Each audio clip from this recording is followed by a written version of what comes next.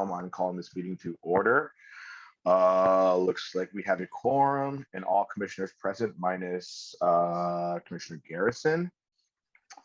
And that moves on to additions and modifications to the agenda.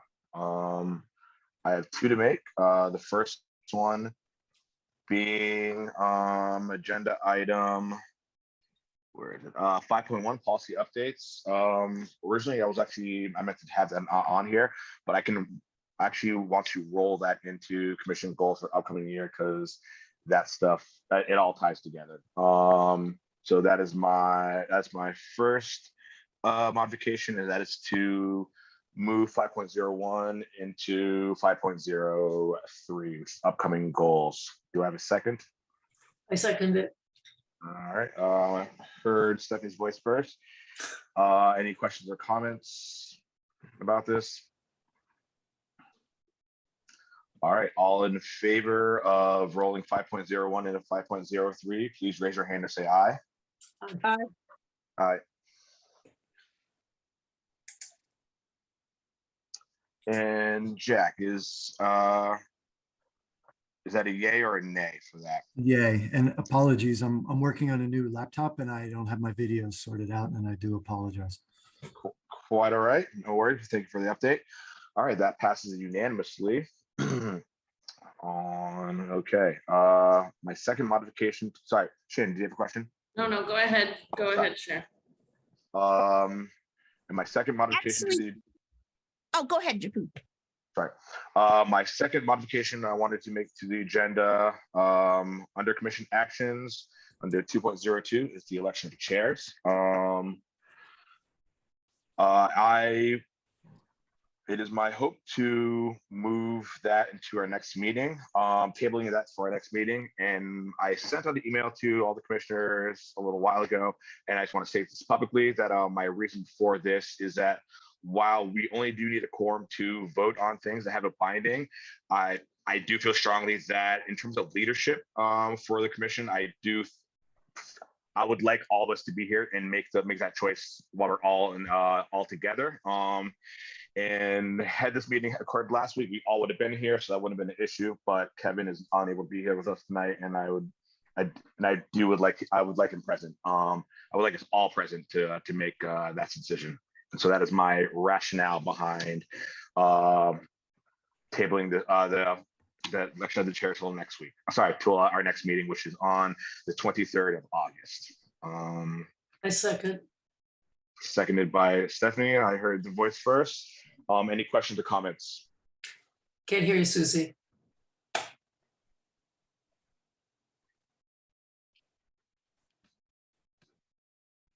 I have a comment. I just would say that in the event that someone is absent next time, I think we should still vote, because this could go on, for some time.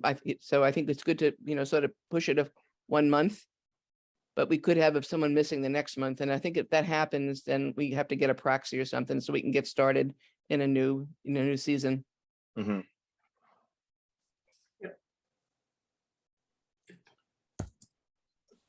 Thank you for that. Any other questions or comments with regards to this?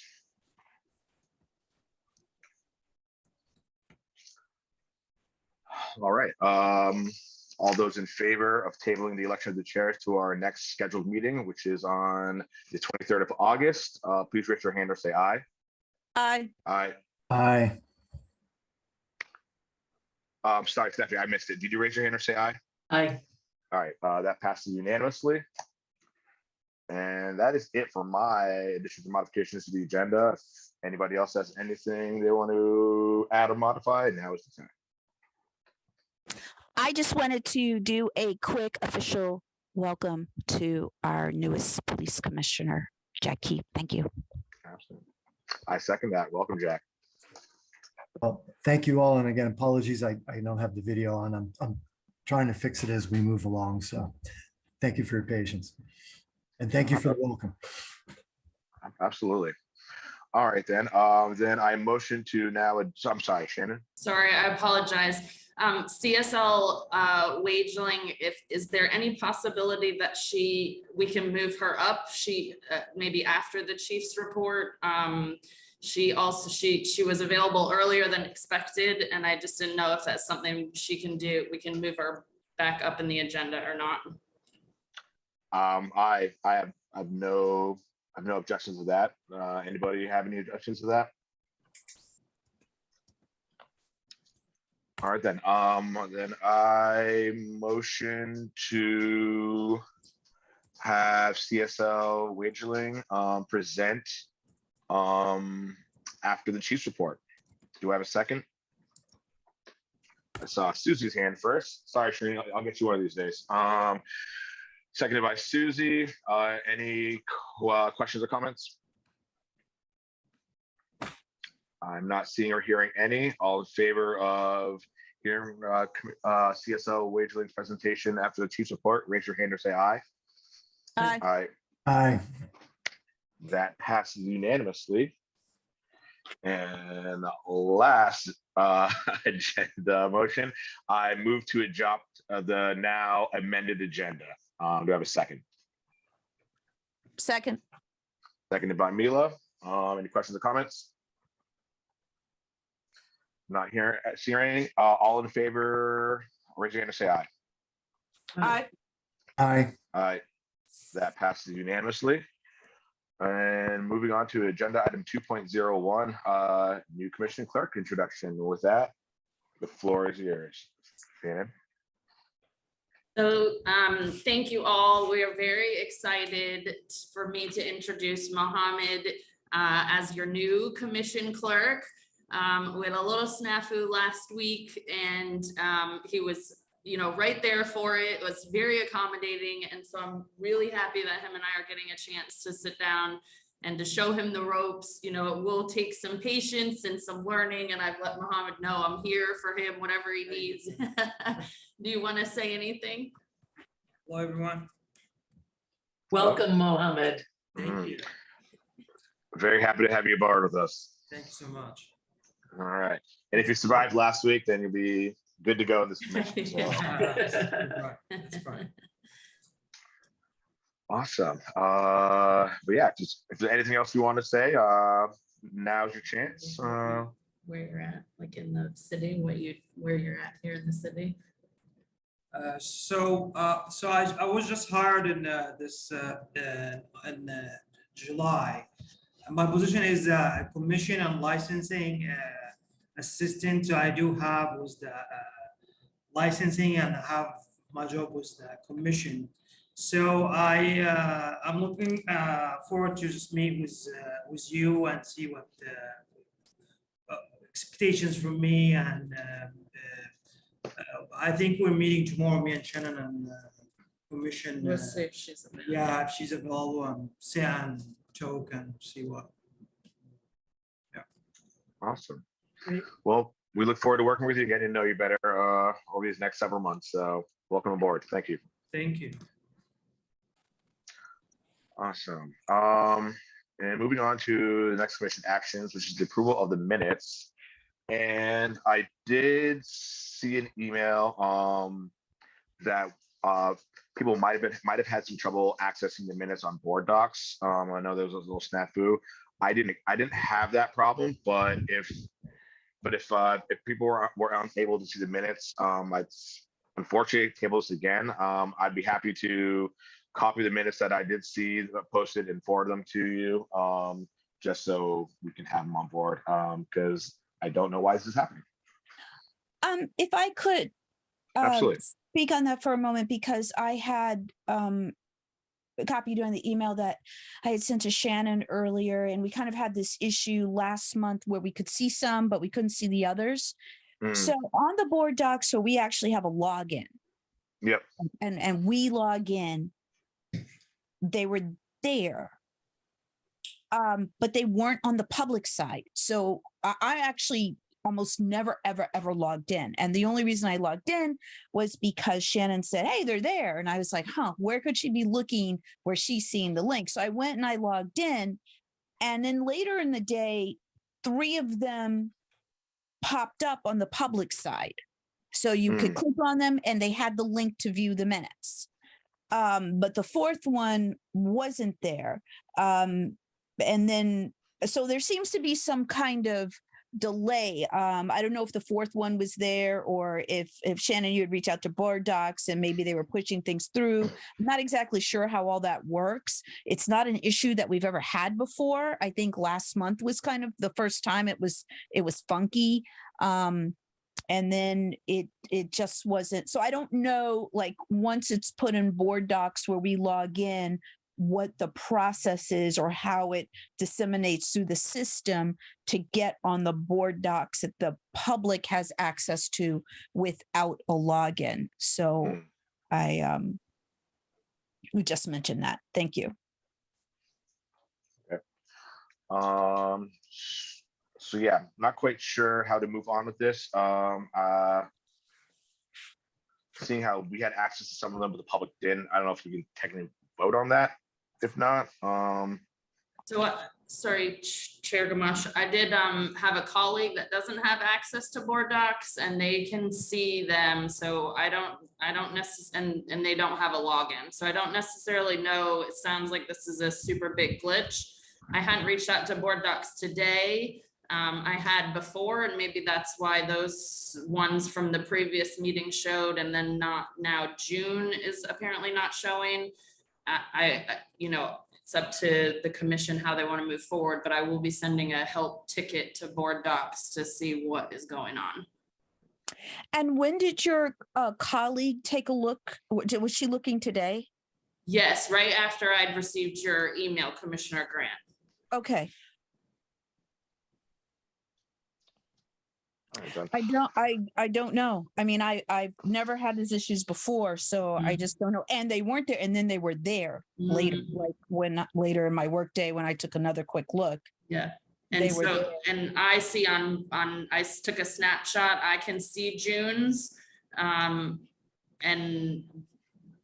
I don't know, you know, if anybody else on the commission is having this issue either. I can see June's on my side. Commissioner Grant still can't see June's on her side. I haven't looked since I sent you the last email. So let me look now. Okay. It's the internet gremlins. Yes.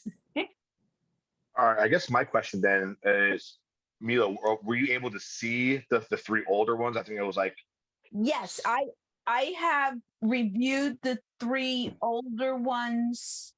it'd be 420, 426, and 524. And 524. And I can now see the 28th. Okay. Can I just suggest that we discuss this offline, discuss the glitches offline? If everybody can see the minutes that we have to approve, I just suggest we move forward and work on solving the glitches later on. All right, Sure. I was just going to say, I guess the question is did everybody else have a chance to read them who maybe Yes. didn't have an issue looking at them? No. And I want to add too that I use two computers, a Mac and then my work PC. I was going to propose that we vote on 420, 426, 524, and we can table 628 minutes for next commission action for reviewing minutes. That's not amenable to people. I'm fine with. Okay, sorry. Can we talk about May 24th separately? Yes, I wanted to propose that as well. All right. So are we okay to vote on a special meeting for 420 and the regular meeting for 424? 426, yes. 426, my apologies. 420 and 426. All right. I propose we approve the minutes from the special meeting on 420, 2022 and the regular meeting from 426, 2022. Do I have a second? Seconded by Milo. All in favor, raise your hand and say aye. Aye. Aye. And I guess technically for you, Jack, I would abstain from this vote, or just say abstention, just because you weren't present for those meetings. Yeah, I abstain. Thank you. Awesome, thank you. So I have 5 yays, 1 abstention. And with regards to the minutes from 5/24, I guess I'll give the floor to Stephanie for those. I'd like to just ask for one correction. And that is under the 6.01 data report presentation by John Larson. If you scroll down to where it says Commissioner Seguino also stated she would like to see a 3-year moving average, that sentence, not that sentence, but that line. Mhm. And it's the latter part that should be corrected. And that Okay. she would also like to see census data used in addition to the driving population. Oh, so sorry. Yeah, that was incorrect. Okay, it's just very confusing. It should say, and she would like to see census data used along with crash data.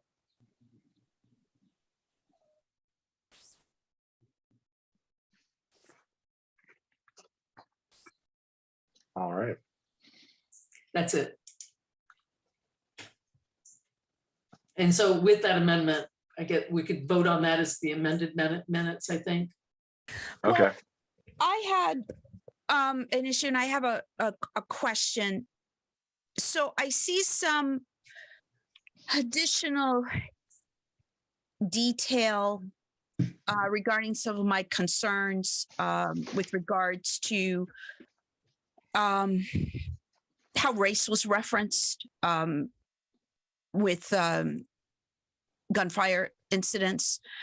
And I guess I'm still not satisfied with what's there. So what I'm wondering is the following: if I can make a statement that's added to the minutes, amending the minutes, like, so if we are to approve these minutes now, would I be able to do that? Or would I have to submit the statement and then we vote on the minutes next time? I'm just not sure how that would work. So, correct. So, was the statement? Did you make the statement at the meeting, or is this a statement in response to something that was said at the meeting? Well, I said a lot at the meeting. I was just very concerned about the language with reference to the Black community, especially feeling like the Black community is being thrown under the bus with such a broad statement that was made with regards to the gunfire incident. So I feel that what was discussed is not really adequately reflected in the minutes, because it is such a serious issue. Okay. Okay. If I can now I do, get that. yeah, if I can do a statement just giving more detail, but if we vote on the minutes now, can that statement be added later? I'm not sure that it can. We got it, Milo. Okay, thank you. I think I saw Shireen's hand raised first, followed by Stephanie. Yeah, I just quickly wanted to say that we probably have to wait till next month because I was only here for the beginning of this meeting. So it seems to me I should abstain from voting on this, and that means we don't have a quorum, so I apologize. But I wasn't there for the whole meeting, and I think in particular the conversation that we're talking about right now. One thing I want to ask Chair Gamache, would you like us to use the raise hand feature when we speak tonight? I'm fine with either or. I guess it's just the jumping in that I can get a little confused with. I'd prefer the raise hand thing, but I mean, Okay. obviously, if you need to get your point in with the quickness, you can jump in as well too. Okay, so with regard to this question on the table, it is the video that should give the detail. I don't think it's appropriate to write a new statement that wasn't reflected in the meeting itself. So I think that we would want to ask, if you don't mind, Shannon, I don't know how this would happen, but I think it needs to be amended based on the video of our meeting. And I don't think this is time sensitive, so I don't think it matters, and that we should delay approving these minutes until those changes have been made, and do it at the next meeting, which is 3 weeks from now.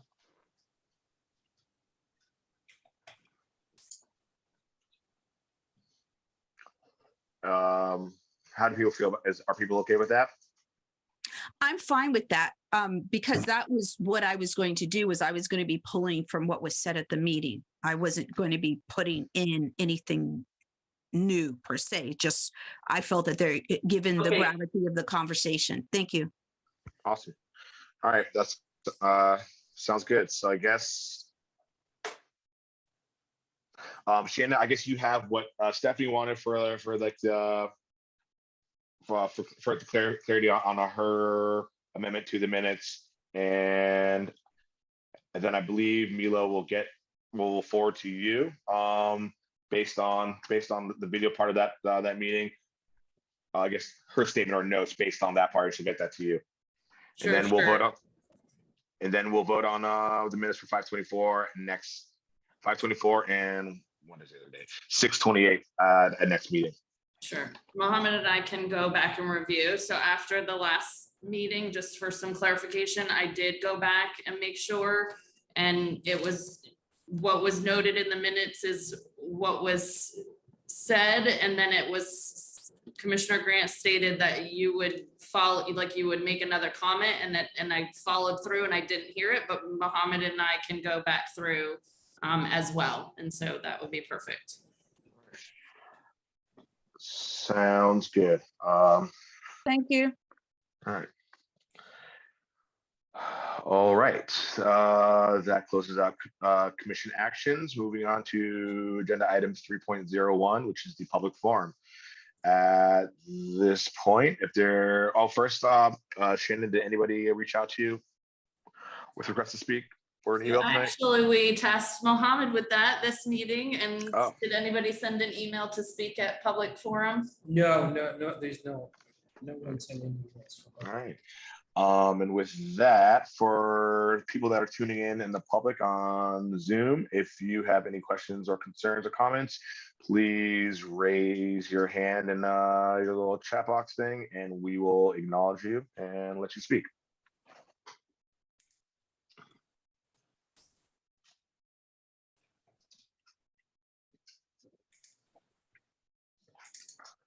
I am not seeing any hands raised. So with that, I will conclude public forum of the commission. Moving on to agenda item 4.01 is the chief's report. And with that, I give the floor to Chief Mirai.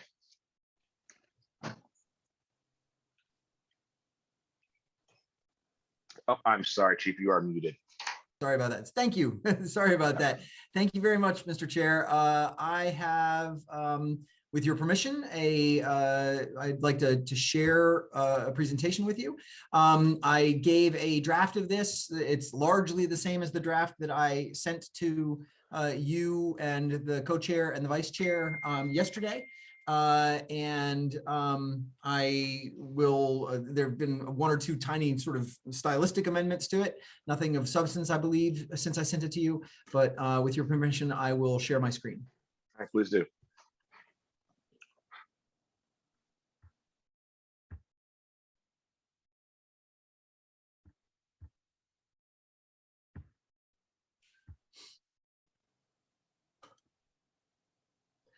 So this is the chief's presentation for August 3rd of 2022. Some of the data was collected in anticipation of our previous meeting, the previously scheduled meeting, that is last week. I updated some slides and not others, and I'll explain which ones as I go along. This is our head count, and it is updated as of August 1st. And so this, I wouldn't have been able to present exactly this slide had we met on the scheduled meeting, because I wouldn't have had the data for the first, although I knew what it was going to be.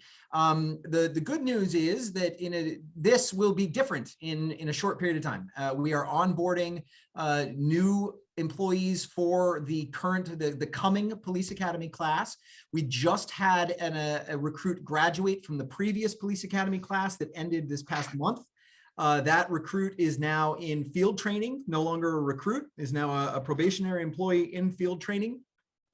We are onboarding 3 additional employees who will be attending the police academy that begins in August. They will be full employees as of Monday, I believe. I think Shannon put an event in my calendar to meet with them on Monday morning.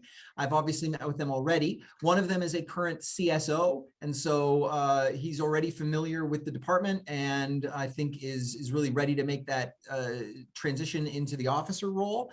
We're very excited about that, and we can actually perhaps see this begin to climb, although unfortunately, I know of at least 2 additional departures that will occur in the short term. One of them a retirement, who is already not with us. He's already burning through time that he accrued over the course of his career, but he will be off of our books in early September. Another individual also probably off our books in early September. And then another, if not in September, then certainly by October. In the meantime, I'm hopeful that we may be able to bring in some lateral employees, and I'll show you why a little bit later. As I said before, I always include the priority response plan. These reports go up on the web page. Each of them is there. And if somebody chooses to just look at the most recent, I want certain data to be there for them, no matter which one they're picking up, if it's their first time visiting our data page and looking through our transparency portal. So this is an important grounding piece for anyone who's seeing these reports for the first time. That is not you. You have all seen these many, many times. Here is our incident volume, and this is as of July 31st, so, August 1st. I did update this page, and it gives you a sense of where we are. We are up this year for overall incident volume. We are approaching 2020. I believe that we probably will pass 2020 before the end of the year. But that remains to be seen. If we don't pass it, we'll certainly hover very close to it. We're still nowhere near previous years, but we are over last year. The number of stacked has remained relatively consistent, which frankly surprises me. I thought that we would be in a higher percentage of stacked. What is happening with the stacked calls is they are being stacked for much longer periods of time at this point. So although the ratio of stacked to unstacked hasn't changed dramatically, the time period in which we stack a call is greatly expanded. In fact, many of these don't get a real response at all. They basically kind of dissolve before anybody's able to respond, and we touch base later with the person, but after the incident has ended.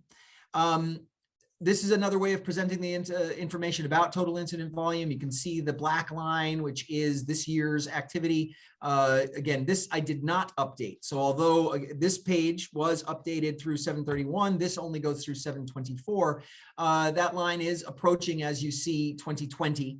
I do believe that it will probably merge with 2020 and possibly cross over 2020 sometime by the end of the year, definitely based on the rate at which it's expanded. We've seen a real uptick, a noticeable uptick there from June 1st through the end of July. Will that sustain? If it doesn't sustain, then it won't cross 2020. If it sustains, it will cross 2020 and begin to approach 2019. I'm sorry about that. Priority 1 incidents. This is a picture of Priority 1 incidents. As you can see, Priority 1 incidents have significantly diverged from the most serious previous year, which is 2017. And they're a good deal higher than 2017 at this point, and show signs of there too, although it's not as steep as the uptick that we've seen in overall incidents. The uptick in Priority 1 is significant from, well, not significant, but it's noticeable from, I don't want to use a statistical term. It's noticeable visually from June 1st through July 1st, through August 1st. These are the selected categories that we track on a regular basis. The same data plot. Please note that I sent a draft of this document to you. This too, by the way, is only through 7/24. The Priority 1 chart that I showed, this is through 7/24. This is also through 7/24. There were just a lot of categories for me to run between to update every single one of these for the sake of the 6 days that were missing between 7/24 and today. So I frankly didn't do it, but I have to run each of these by hand. I have not yet figured out how to make an automated plot for them. So I do each category by hand. Please note that I sent a draft of the 7/24 document to you. I had accidentally changed the burglary numbers for 2021, but not for 2022. So this is a little different. If you refer to that one, I would delete it if it's still in your file. These are, however, double checked. Again, this is Valcor data. This is the responses that we go to, the incidents that get called into us, and the way in which they are mostly defined by dispatch and the caller, but then in some cases updated by the officer. There may be a difference between this data and offense data or NIBRS data. This is a different way of looking at that. What I did here was I took the 5-year average from 2017 through 2021, 17, 18, 19, 20, and 21, took the 5-year average of each of those and compared it to the year-to-date figures for 2022. So all of those are 5-year or year-to-date. And we see pretty strikingly where these are compared to those averages. There are, if I go back to this previous, there are certainly years that are worse than the year we're in. For example, with regard to simple assault, there are higher numbers. But simple assault happens to be down. With regard to, let's see, burglary, 2017 was worse than 2020 with regard to burglary. But when we look at where burglary is with regard to this 5-year average, it's significant. And these differences are significant.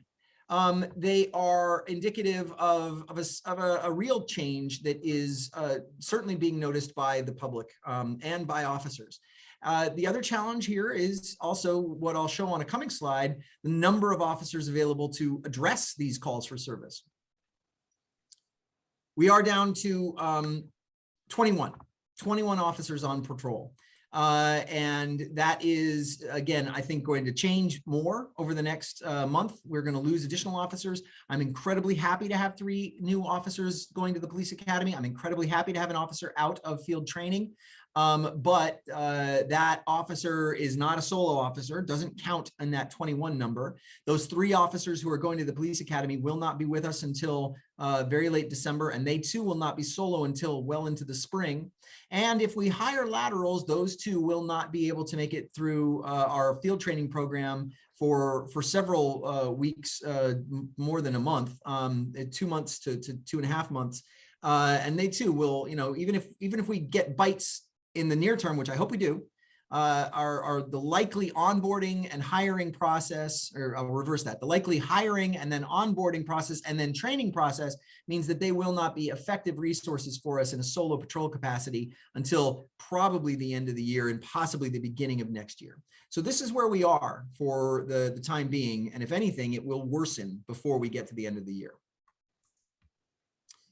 So a rebuilding strategy, because that is the next piece. The mayor and the city council worked tremendously hard to come together on a budget and received unanimous approval from the city council on a budget.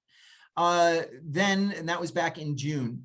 In July, just last week, the city council approved a contract for the Burlington Police Department. That too came after a lot of work by the mayor, by members of the city council, particularly Council President Paul, by others as well, advocating for this. Those 2 tools are incredibly important to us with regard to this rebuilding strategy. Our strategy is predicated on these things, on retention and recruiting, both of which are facilitated primarily by that contract, and then marketing, which is facilitated significantly by the budget.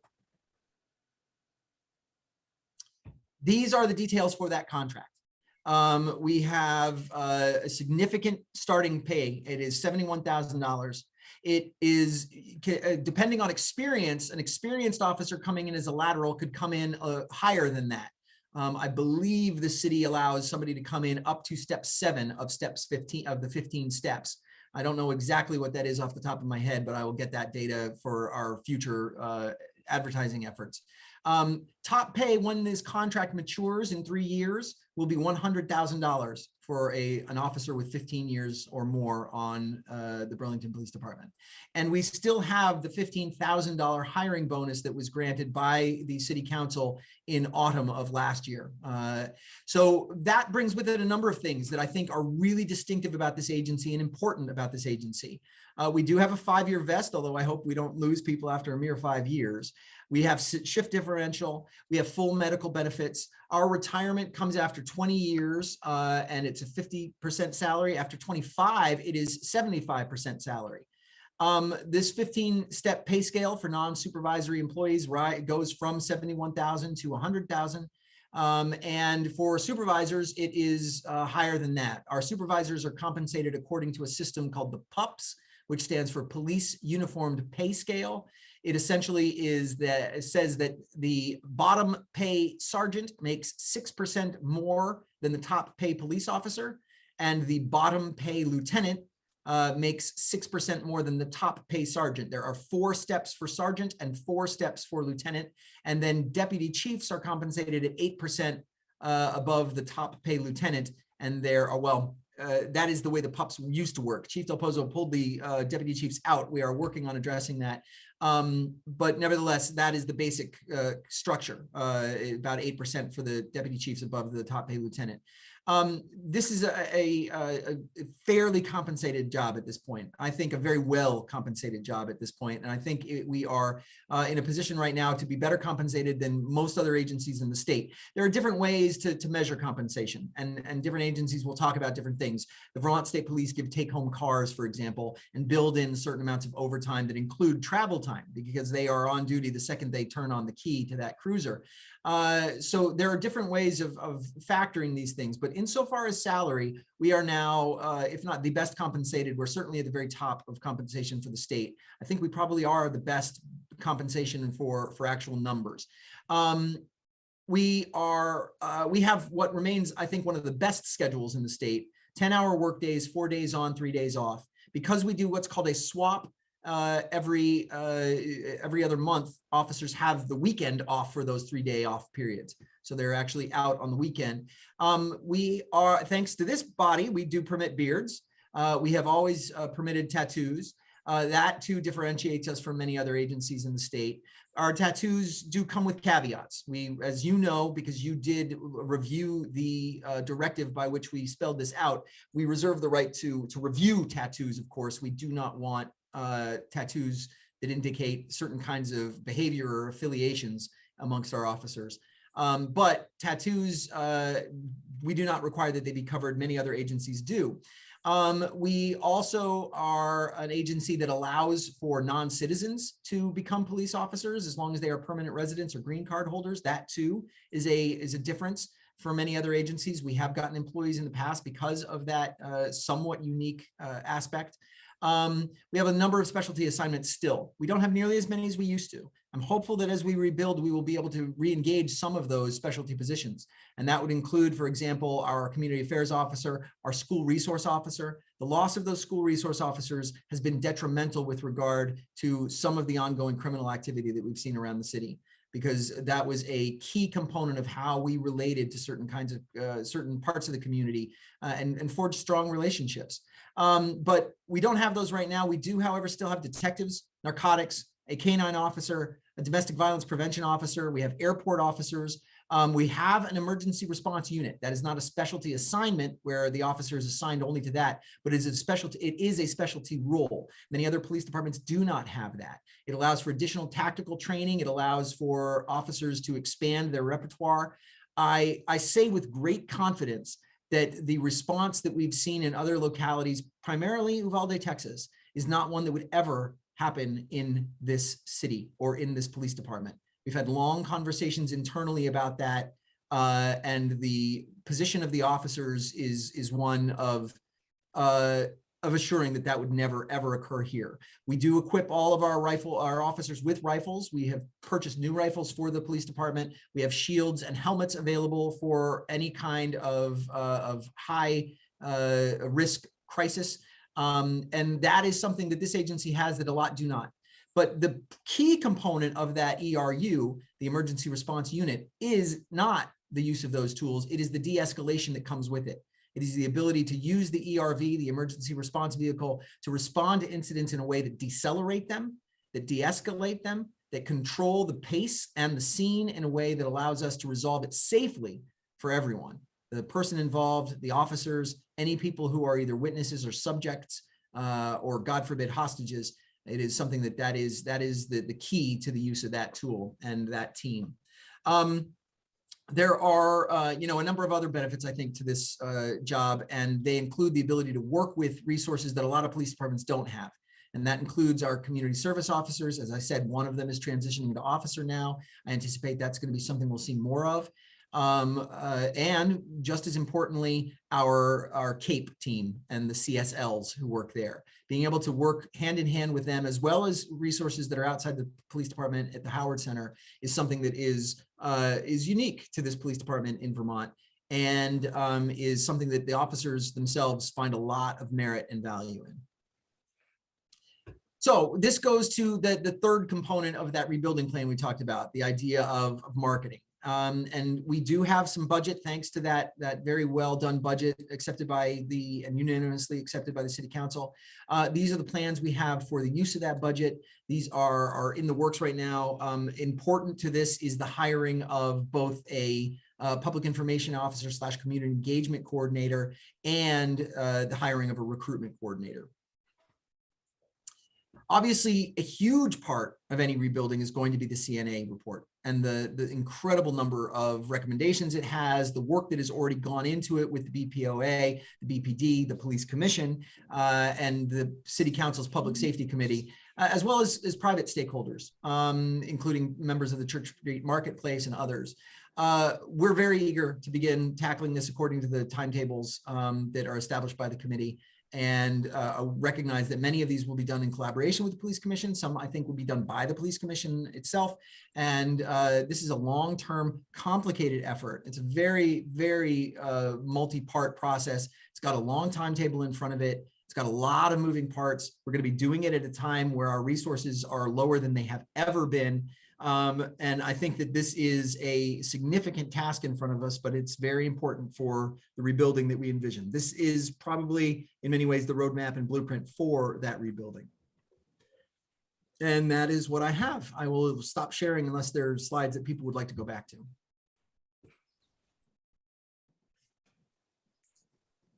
Awesome. Thank you, Chief. I'll take questions and comments for the Chief. I see Stephanie's hand up raised. So start with you, Stephanie. Thank you. Chief, it would be helpful if you could go back to the first slide. Oops, sorry. I am in error. Where you list the number of officers. It would be helpful to have some data presented to us that also includes the number of CSLs and CSOs. So we have a full picture of resources available to the department. There are 7 CSOs and there are 3 CSLs. Yep, and I'm just suggesting that it would be nice to see that incorporated into the data that you present. Also, with regard to the table with 5-year averages, could we look at that? So I appreciate you doing this, but I'm going to suggest that actually including 20 and 21 is not a good idea because of COVID. It depends on how we want to use these data, but if we want to sort of assess long-term trends, 20 and 21 are really aberrations because of COVID. And I think that therefore 2017 to 2019 average compared to 2022, I'm just going to make that request as a commissioner, that you may want to show this, but also include, when you make comparisons with previous years, it would be helpful to see non-COVID years in the excluded from the comparisons. Those are my 2 comments. Thank you. And I see Milo's hand raised. Milo, the floor is yours. Thank you. I just wanted to second the request to include information about the CSOs and CSLs in the monthly Chiefs report. I would also like to see the number of incidents that they have gone out on. I think that is important to know in terms of the effectiveness and how they are being incorporated into the overall public safety system that we are working on improving in Burlington. And we've kind of talked about wanting to see this information before, and I just think it's really important to view with regards to that, to have a real these are just accounting of the boots on the ground. Thank you. Minutes up and make them complete sentences and make it, you know. Oh, Shannon, I sorry. think that your audio's on.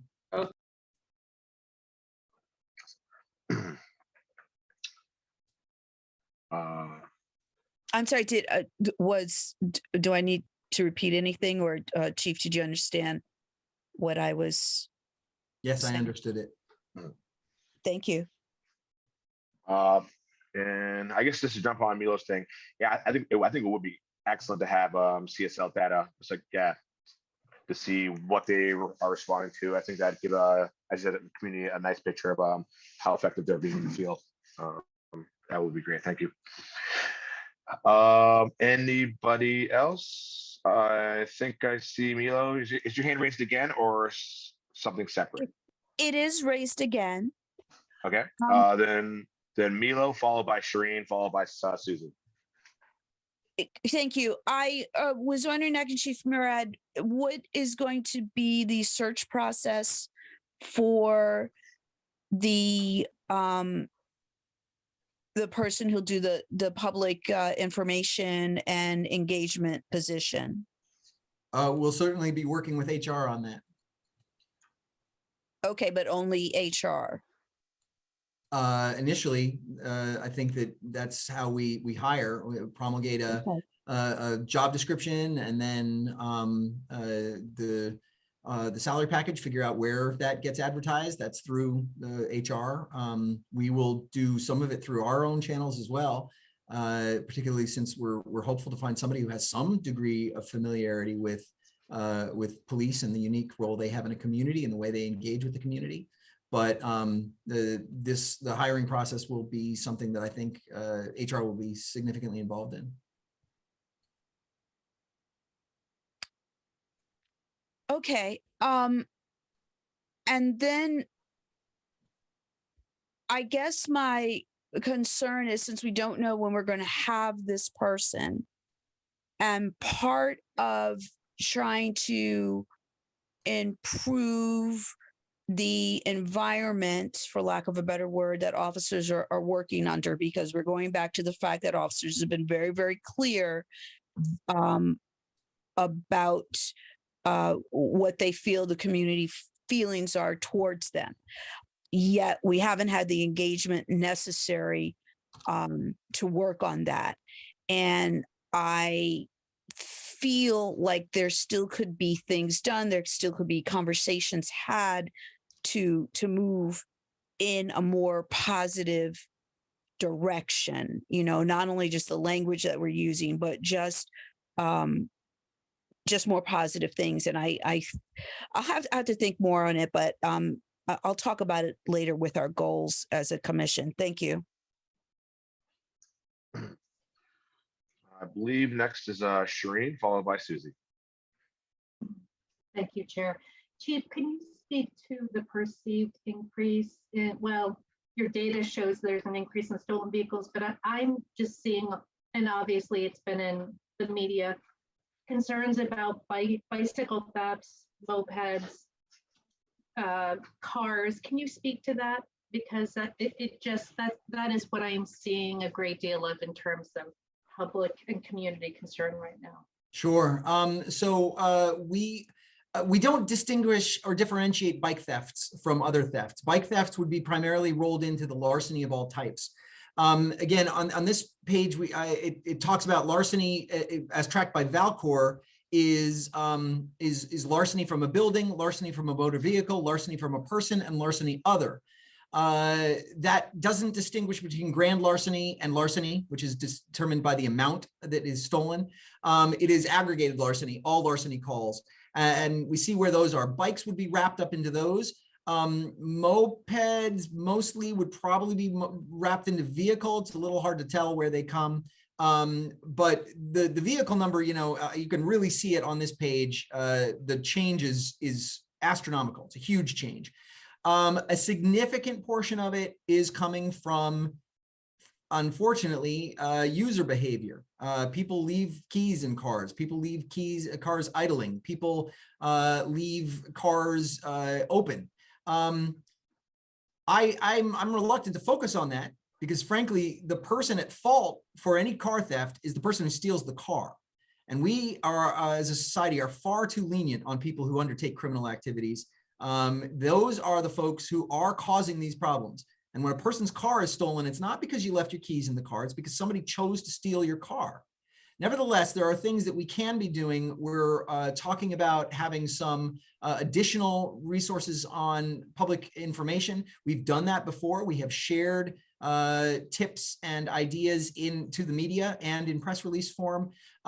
We are seeing instances also with regard to vehicle theft where it has nothing to do with the user. It is a purse that is stolen from a restaurant, and then somebody goes through the parking garage clicking that key fob to try to find the car. It is people who have been burgled and had keys taken from inside their secured homes and then used in vehicles. That has nothing to do with the victim and has everything to do with the perpetrator. It's a mixed bag on that. We're seeing a lot of it. And we're also, of course, challenged with the fact that Vermont doesn't have a true vehicle theft law. It's got something called operating without an owner's consent. And it's a different kind of standard than many other states have.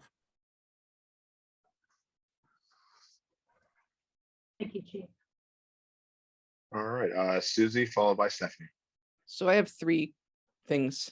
First is going back to the early part of your presentation and just noting the fact that I think many people have given up calling the police if it's not like an immediate emergency. So I'm not sure that we're capturing all that's actually happening. Second point, I live on Wells Street, and this Monday, for the fourth time, several of my neighbors had their tires slashed. And now people are thinking about moving. And where people are worrying about whether their insurance is going to go up because this is now, the fourth time in this neighborhood there's been problems. So I just want to put that on the radar. And I was told by an officer, a female detective a while back, that they thought they got the right person, but then it's happened twice after. And I'm wondering if that person was released from jail, what the story was. That's the second thing. And the third thing is, I'm just wondering if you could update us regarding your interactions with the Center for Policing Equity, and help us to understand, where you are with that and where we're going together with that. Thank you. So with regard to the first, I agree. I don't think people are calling all the time. I think that we are losing calls. I think this total incident volume probably is already higher than 2020, and that we're just not hearing from people. The detective you worked with is currently assigned to our homicide investigation, and the ability to deploy detectives or officers on the road to the kinds of calls you're describing is essentially zero. For gunfire incidents alone, we've had one every other week this year, and those each require a level of investigation that is the same, almost irrespective of whether somebody is struck or not. They require witness interviews, they require canvases for video, they require subpoenas if there are certain kinds of evidence collected. They are intensive investigations, each and every one of them. And we're doing one every other week, which is far and away more than we've ever had to do. That's on top of the uptick in burglary and the uptick in other kinds of crimes. With regard to the road, I believe we had 3 officers on the road today. And so 3 officers on patrol, the idea of putting one in a specific area is very difficult. And normally when we have 4, we do use our CCA, our city center area, and then have a patrol north and a patrol south. When we have fewer than 4, we simply cover the whole city and or cover north-south. Most of the time it means cover the whole city. And that is a level of roving that is challenging. With regard to I did receive an email from the Center for Policing Equity. I had discussions about the center with both the mayor and the chief of staff over this week. We are contemplating the concept of working on training with them. I believe this agency is tremendously overburdened with regard to the roadmap we have in front of us with the CNA report. I believe the idea of having an agency come in and do another assessment when we have not even begun to really dig into the assessment that we got is a very poor use of resources. So I'm going to go back to the second point for a moment and say that I understand everything you said and the number of police we have, and also, you know, the difficulty in doing everything that needs to be done. So I wasn't looking for, you know, sort of that kind of a picture. I just want you to know people are now going to be moving. I hate that. I hate but hearing it's not that. just here, it's other places I'm hearing too. You know, people have information, misinformation about downtown things. People are very aware of the gunfire incidents. So I'm hoping that we're successful in lateral moves and lateral hires, you know, since the other process takes so long. So I just want to close that question, discussion out. Well, before you do, Commissioner, what I'd like to say is, you know, if you feel there's misinformation about, for example, downtown conditions or the gunfire, I'm happy to try to clarify that right now if you have specifics about that. Because a lot of what we talk about here is sometimes we get a lot of sort of subjective feelings about how things are going and not the opportunity to objectively dispel what the conditions are or are not. Yeah, I'm just reporting back to you what I've been hearing in the community. So and you know, most people are not that specific, but they do read the newspaper. They do read, you know, sort of Vermont Digger, et cetera, et cetera. So, and it's also stuff that, you know, is on Facebook. So just to be aware, I personally feel that it would help us to have the Center for Policing Equity be a part of our process. And it doesn't have to be a humongous part of the process, but I think it'll help us moving along. And I think it's the perfect time to do it as you're rebuilding. This is a key moment, you know, to sort of have a little extra help here and there. And I also understand your point. Thank you. Thank you. I disagree. It's okay. We'll disagree many times over the course of our relationships here, but we'll also agree many times too. Awesome. Thank you for that. I believe it's Stephanie followed by Mila. I'm sorry, Stephanie, you're muted. I want to follow up on the Center for Policing Equity issue. The CNA report explicitly, 2 of their recommendations are to dig into the causes of racial disparities. The uptick in the incident issue in Burlington is very serious, but it doesn't mean that we should ignore what are racial disparities in the community and try to better understand what portion of those are justified and what portion aren't. So again, as you've noted, Chief Murad, there's a lot of work to do with the CNA report, and that is part of the report, to dig in. And we have identified an organization that can work with us to fulfill those CNA recommendations. So I believe that we as a commission are going to continue to push for this, and just want to articulate that and be clear that this is part of the CNA recommendations, is to do this. The other thing I wanted to ask, Chief, is but the increase in stolen vehicles looks pretty extraordinary to me. Do you have a sense that this is a ring of people that are engaged in this? Do you have a sense of what's behind this rise? No, I don't believe that it's organized in the way that the word ring sort of indicates. I do believe that we have a number of people who are recidivists and do this again and again. Officers on the street will tell you that. People who have been routinely found in stolen vehicles, in possession of stolen vehicles, around stolen vehicles. Prosecution of them is difficult, and we are trying to work on that. I think a big part of the dip in burglaries that we saw in 2018, 2019 had to do with putting away certain hardcore recidivists. Burglary is a crime that is committed by a very small portion of the criminal world. That small number is disproportionately responsible for a large number of burglaries. We were able to have a lot of those folks put into either under supervision or incarcerated. And that is what drove the decrease in 2018, 2019. And then a lot of those people were released owing to the pandemic, or maybe the time that they had been, that the conviction had brought with it was served. And we saw an increase. I don't, vehicle theft, I'm not trying to conflate those two things with regard to the actors. I don't know that there is automatically sort of a crossover between people who burgle and steal cars. I think there's some, but people who steal cars are able to do it without a lot of consequence right now. And that has to do in part with the court backup. The courts are still in an emergency phase owing to the pandemic. Thank you. All right, I believe it's Milo, followed by Susie, if your hand is raised for a question, another one. It is raised for another one. Okay, sweet, then Milo, followed by Susie. Thank you. I just will say that I agree with everything Commissioner Seguino just said. We have issues of racial bias in this department. If we're going to be rebuilding, this has to be part of rebuilding. Otherwise, we're just going to be in the same place. So we cannot continue to have officers express their feelings about their relationship with the community and literally do nothing about it. Like, we have to be real why some people feel the way they do, and there's reasons for that. And I think, Chief, you do a disservice when you're not being honest about that.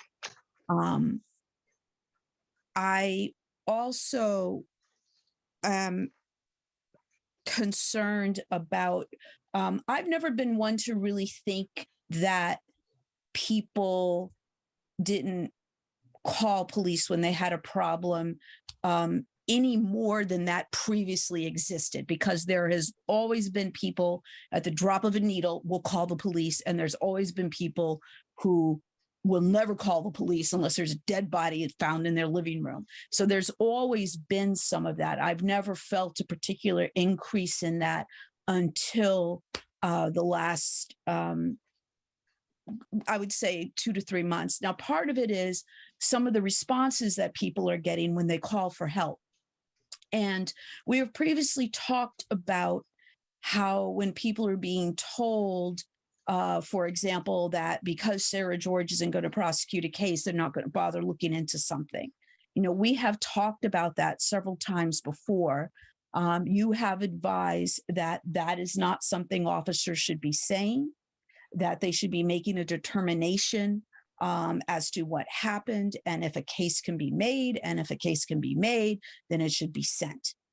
And it seems the last 2 months, these type of complaints, at least of people coming to me and what I see posted too online, on Reddit, on Facebook, on Twitter, etc., is that people from wide varieties of background are getting these responses.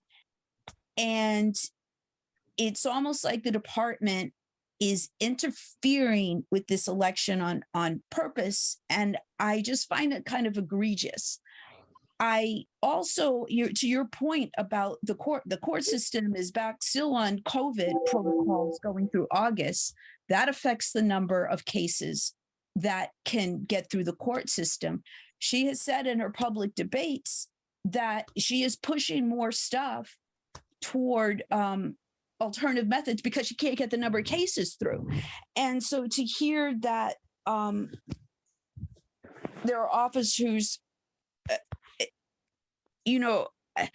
I'm just really concerned. I'm just really concerned about that type of rhetoric, because that continues to damage the relationship and the feeling of trust that the community has toward our officers when they make comments to people who call for help. And now they're getting into the point where these are people who always previously supported the department, and now their feelings are changing. So I guess that's why I really continue to harp on the fact that language is important. And when we start to talk about things of picking and choosing cases, that doesn't make people feel good.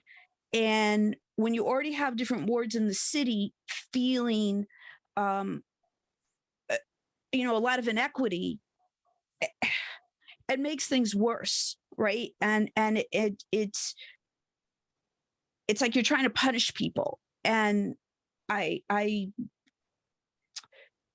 just need you to think about this. I need your leadership to think about this. I need the mayor to think about this. And I need the officers to think about this. Think about the long-term effects of behaving this way. It's very quick and easy to do damage and very hard to repair it.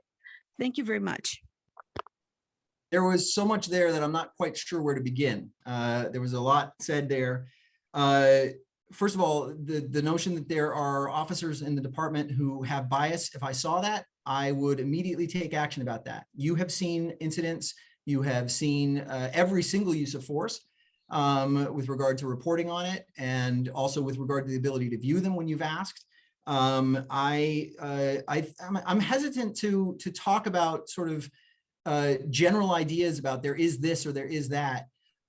And part of that is that I don't think that, you know, when we talk about we all need to do better or something, those who suffer the brunt of the world's problems do not share an equal burden with those who cause them.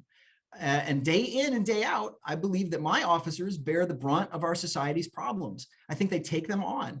I think that there are obviously people who experience them in a lived way every single day, and I am not comparing what my officers do to that, but they experience them and encounter them every day, and they do not cause them, they inherit them.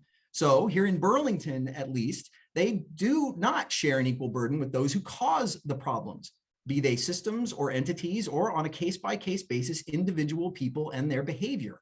Now, I think that the profession as a whole, both currently and definitely historically, does own the burden of many problems that are, and owns a disproportionate role as the author of many of those problems. But we don't see that here in Burlington on an incident level data.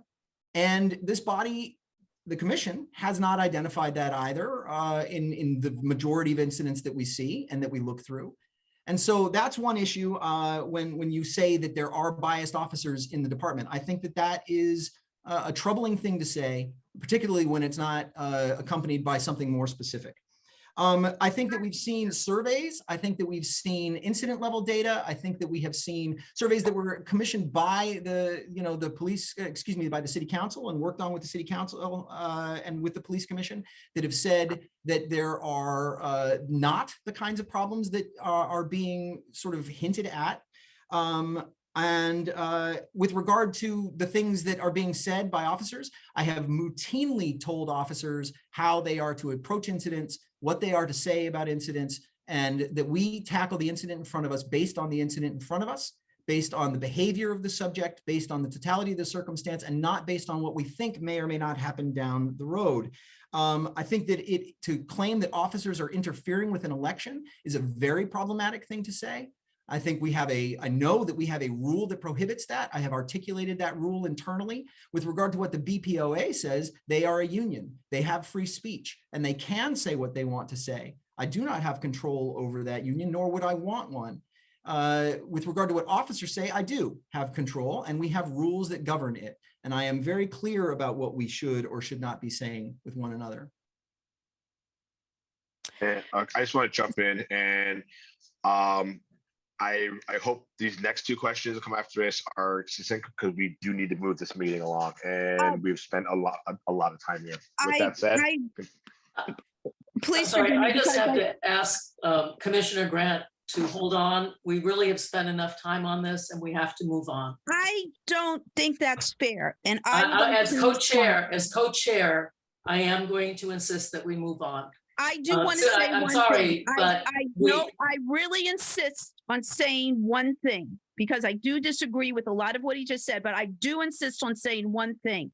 He keeps saying how we reviewed the incidents as if we have agreed that things that we have seen in all the incidents are justified. And that is not the case. And I need that said for the record. Thank you. Susie? I first want to say I appreciate the candor that's happening, because I think it's very important. Second thing I want to say is on another subject, which is going back to the automobile thefts, which I also noted was extraordinary in comparison to past periods of time. And I'm wondering, is there a website? Does the police department have a website or a Facebook, kind of page that lists cars that are that have been stolen? The reason I'm asking is just, we had a car in our street that sat there for maybe 8 or 9 days, and we didn't know, it was nobody that we knew. No one came in or out of the car. And what I would like to have done, if there was some place to do it, was to just say this license plate number is sitting right here, been sitting here for a week or two. So that's all I want to say. Succinctly, Stephanie.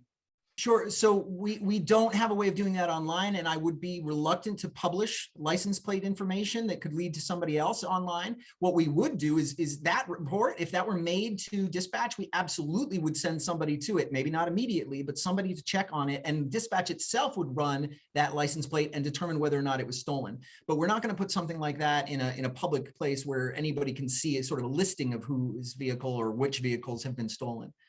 So that my response to that is, it might be very helpful to put out some kind of a notice to the community about what the procedure is, so that we might be able to then, sort of collectively, with some, anonymity, handle some of the issues in the neighborhoods. Thank you.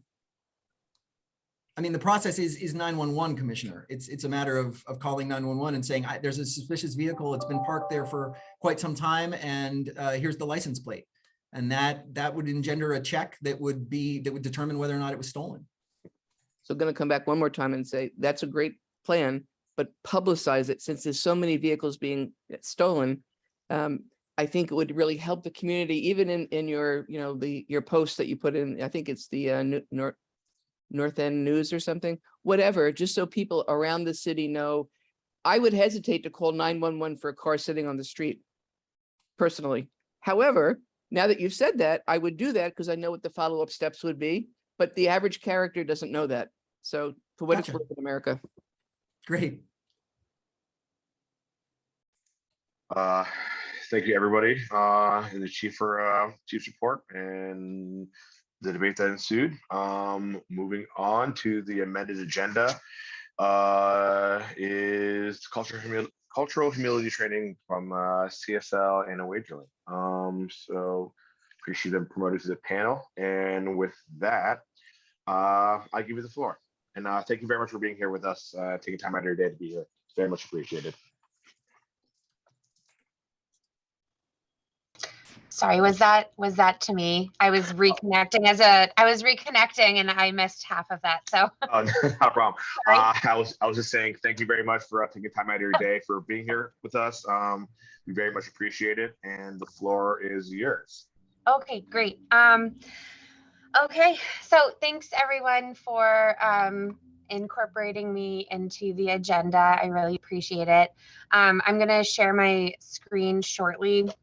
And I'm not great, to be honest, with keeping track of people are physically raising their hands. So I'm not sure how you operate in this meeting in terms of like calling on people, but feel free to interrupt me, basically. No problem. Sorry, I'll jump in right quickly. Susie, is your hand raised for a question?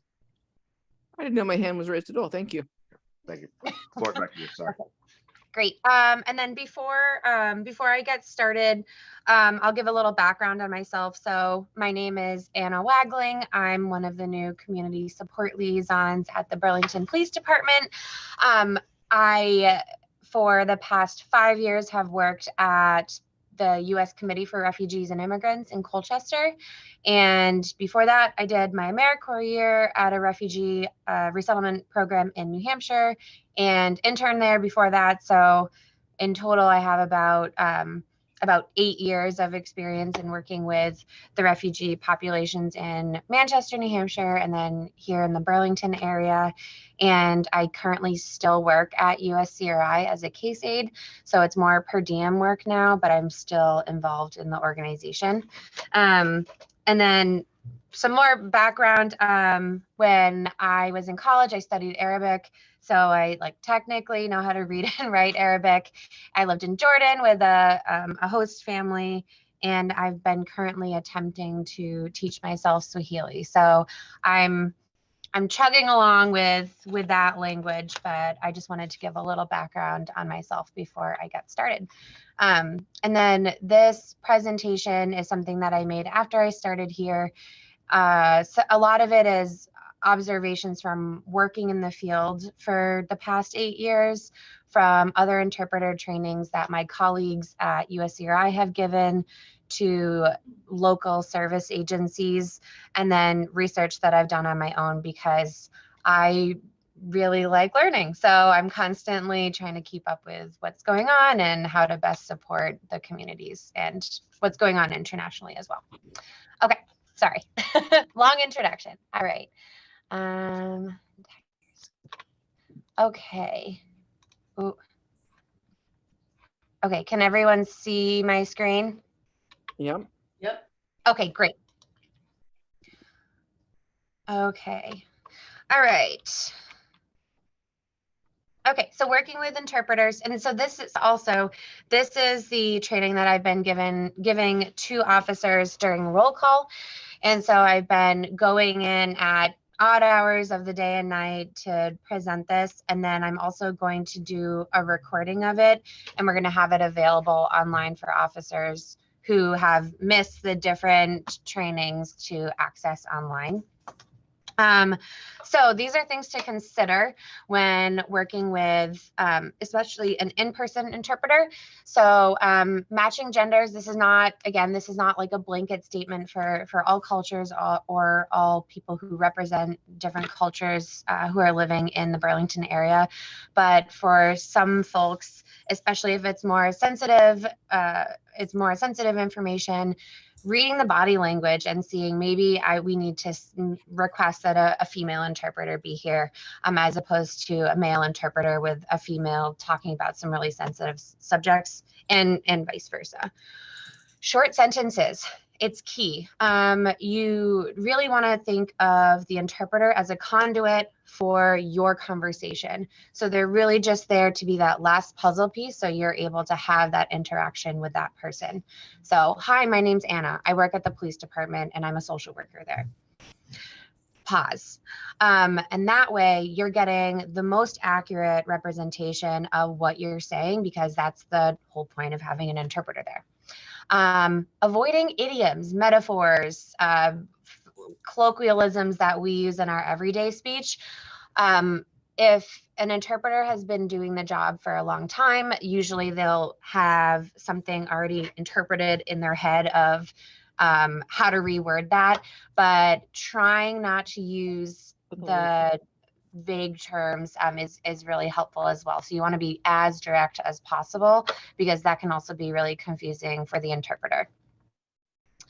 Speak in the first person. So you're not saying, can you tell her that I'm here to help?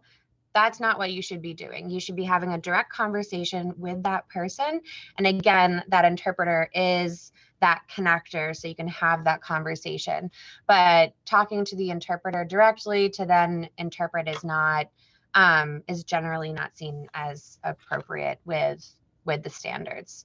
And then also a side note, this is more for, I guess, resettlement world or interpretation world, but generally speaking, interpretation is oral. So if you're speaking to someone, that's interpretation. If it's written out, it's generally referred to as translation. But I've seen that not be correctly used in many settings. All right, things to keep in mind, especially with in-person interpreters, their sole job is to be interpreting, and they can be the best interpreter as possible if they're not doing things like driving clients or also acting as their case manager. So when I was preparing this presentation, I actually spoke with the interpretation and translation coordinator at USCRI right before she left, and she basically explained it like, so we had a full-time interpreter at USCRI, and he worked as an interpreter for the UN, and he was the pastor, and he was a teacher in his community, and he was also an elder in his community. And it's really overwhelming to wear that many hats. And you can be the best interpreter if that's all you're doing, because that relieves a lot of the burden of all the things that are constantly on your shoulders as any of those titles. So it's really important that if someone is interpreting, that is the only thing that they're doing. Understanding systems versus how the community understands them.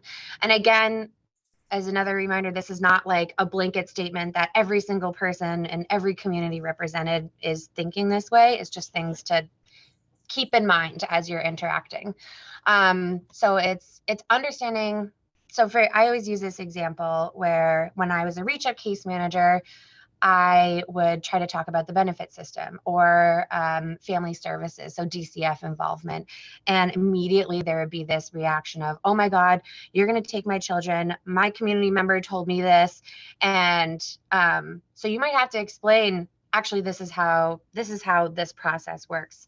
So sometimes you can do that by just checking to make sure, do you want me to explain this? Do you want me to have someone call you and explain this process?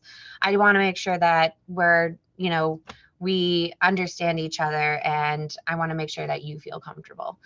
Effort in the introduction. I will always promote this as someone who likes to learn languages. So I have learned as a white American-born person that making that effort to either just say hi. So assalamu alaikum for Arabic speakers and for the Somali community, namaste for the Nepali speaking community, jambo for the Swahili speaking community, mangalaba for the Burmese speaking community. I've noticed immediately shoulders lower, people smile when you make a little bit of effort to get on their level and say, like, I'm making this effort. I want to make that connection with you. And then try to avoid side conversations. So again, if the interpreter is there, you should just be talking with that person. If you need to talk with someone else, let the person know, because you don't want to confuse the interpreter as well. They want to know what they should be interpreting. And so just try to avoid that if you can, because that's also not really fair to the person who's not knowing what you're saying. Okay, this, I also talked with my former coworker about, and there's different perceptions of how to position yourself, whether the person who is receiving the interpretation might think, like if the interpreter is standing with you, oh, you're on the same side, or if they're standing with the person receiving the interpretation, that they're, friends and it's a different type of relationship. So generally what I've seen and how I've tried to work with interpreters in my direct service work is try to have the interpreter more in the middle. And that way there's that easy flow of conversation, and where someone's not craning their neck to look at other people as they're talking. Okay, working with phone interpreters. This is huge, and something that I realized, especially working with Reach Up, where I would work a lot more with phone interpreters as opposed to an in-person interpreter. The dialect is huge. So for an example, Tanzanian Swahili versus Congolese Swahili, there's different vernacular. If you're using, if someone was in a camp in Burundi, they might have more French, or Tanzania, there's going to be some French, but more English, maybe some more Arabic words thrown in there. And so I've seen this happen where clients I'm speaking with, and I have an interpreter, and the client is sitting there saying, I have no idea what they're saying, or they keep saying yes, but there's a question mark, or they have to keep asking the interpreter to clarify what's going on. That can be an indicator to you that maybe they're not understanding each other, and I need to make sure that the client knows their rights. So the next point. So what I always do when I start off a conversation is I make sure that the person I'm talking to understands what their rights are. You're already in a different position of power as either being someone who represents the police department, or you're the case manager, or whatever it is. So making sure that they know if this person is not speaking the dialect that you speak, if you're having trouble understanding them, please let me know. It is very okay to get another interpreter. And that way it puts that power back with them, knowing that they can advocate for themselves and say, I gotta get another interpreter. And when I've done that in my role as a reach up case manager, that has worked, where I've had clients say, no, that's a different dialect. Like, we need another one, which is nice to see. And I hope that other people do it. But that's just something to keep in mind. And then again, clarifying versus chatting, but that goes for the interpreter and the client. So if the interpreter and the client are having a back and forth, then that means that you don't know what's being said. And the interpreter should say something like, client didn't understand what I'm saying. I'm going to say it a different way. And if they keep going back and forth, then it is also your right as being part of that conversation to stop them nicely, but say, what is being said? Can you please make sure to just interpret what I'm saying? Okay, so we use this a lot in refugee resettlement. I'm sure Commissioner Comerford has seen this a bunch as well. The iceberg concept of culture, I'm not going to go into the whole thing, but it's just, again, something to keep in mind. So when you respond to a call, whether you're a social worker, a victim advocate, a police officer, case manager, whoever, it's important to think of this iceberg concept of culture, which I really like as imagery. So what we see on the surface level, right? It's the clothes we wear, the food that we eat, the language we speak, the celebrations that we participate in. But when you're working with someone who was either born in a different country or is raised in a multicultural household, there's so many more deeper level topics that we just don't talk about. Same thing with American culture or Vermont culture, things that we don't really think about, but are just part of how we operate. And if you're in another culture, then that can be confusing. And that's where it's important to take a step back and remember, take some perspective and remember why they might be reacting the way they are. And then either like addressing it or making sure that you're noticing that and then moving on.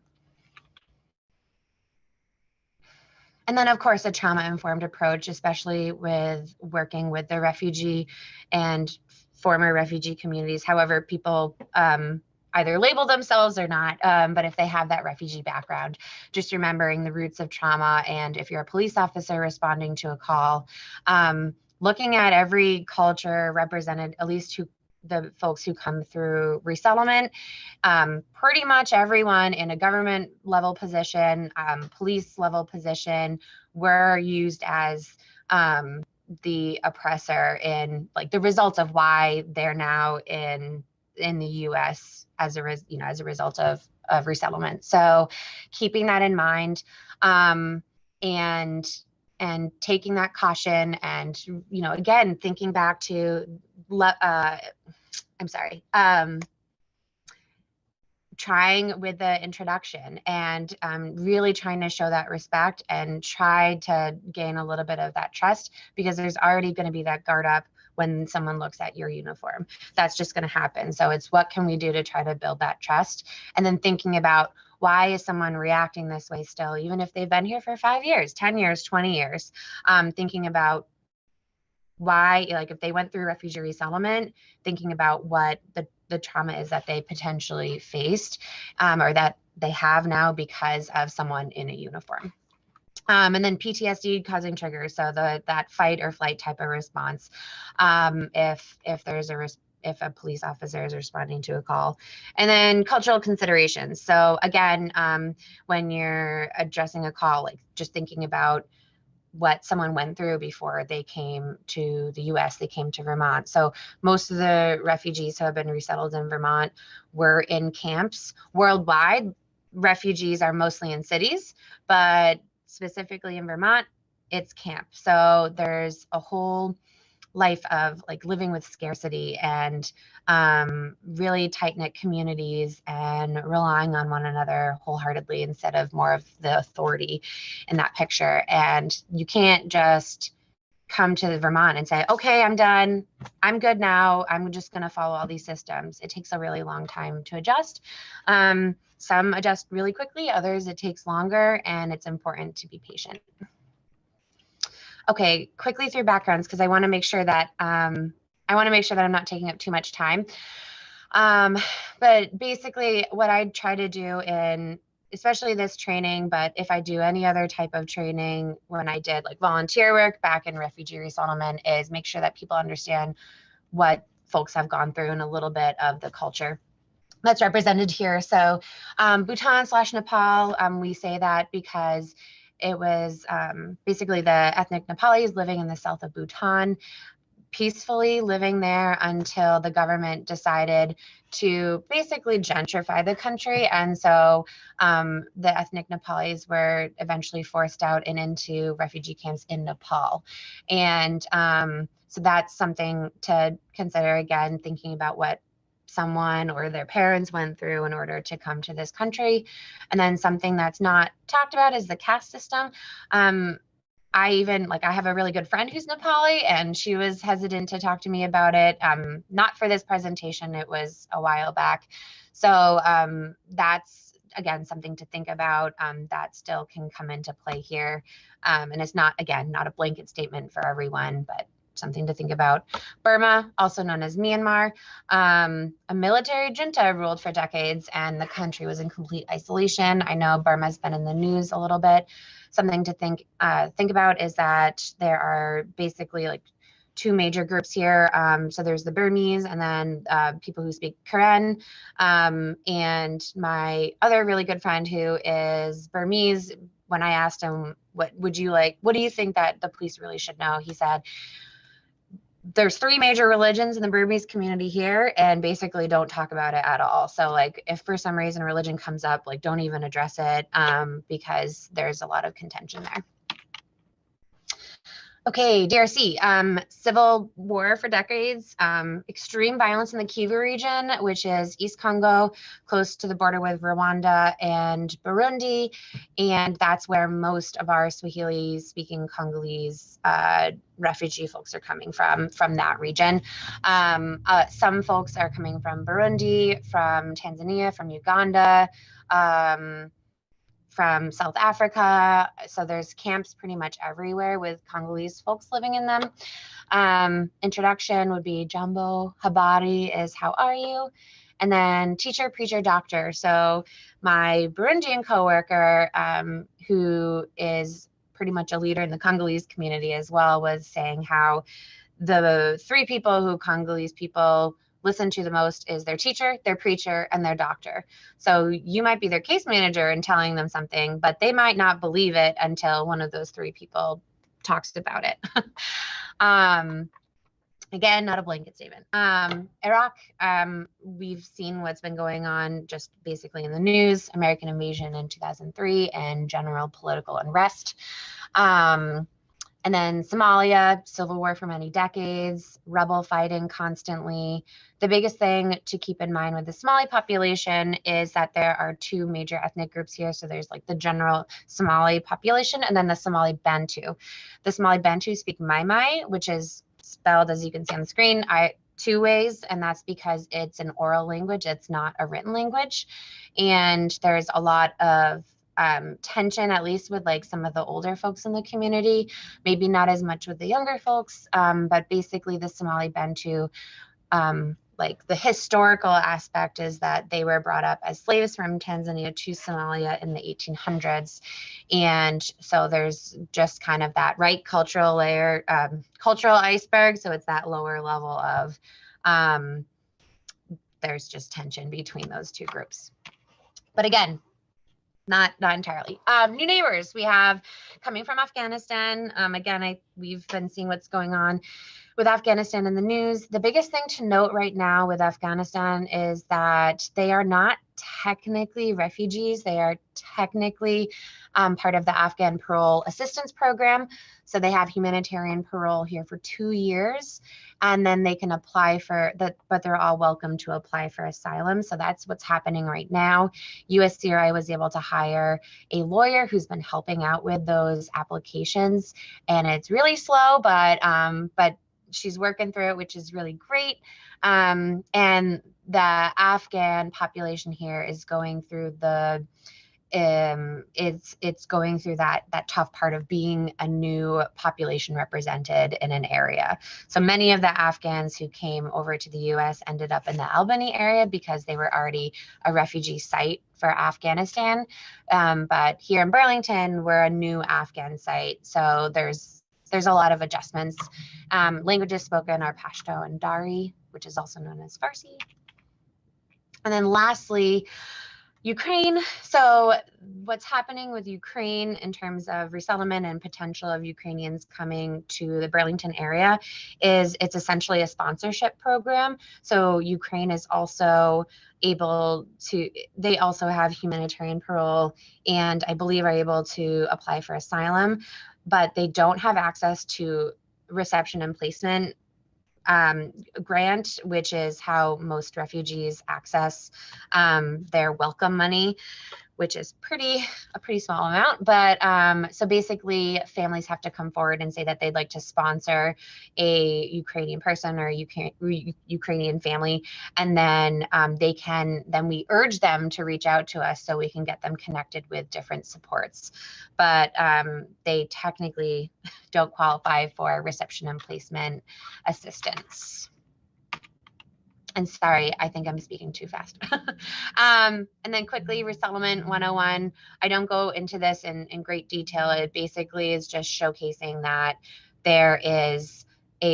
that refugees are the most vetted immigrants coming to the US. The average wait time to be resettled is about 25 years. If you research it, it'll say 17, but every single person I've talked to in my 8 years of doing this, they've waited at least 20 years to be resettled.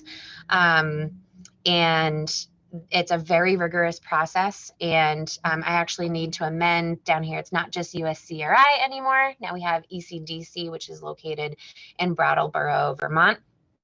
And then this is just talking about post-arrival services.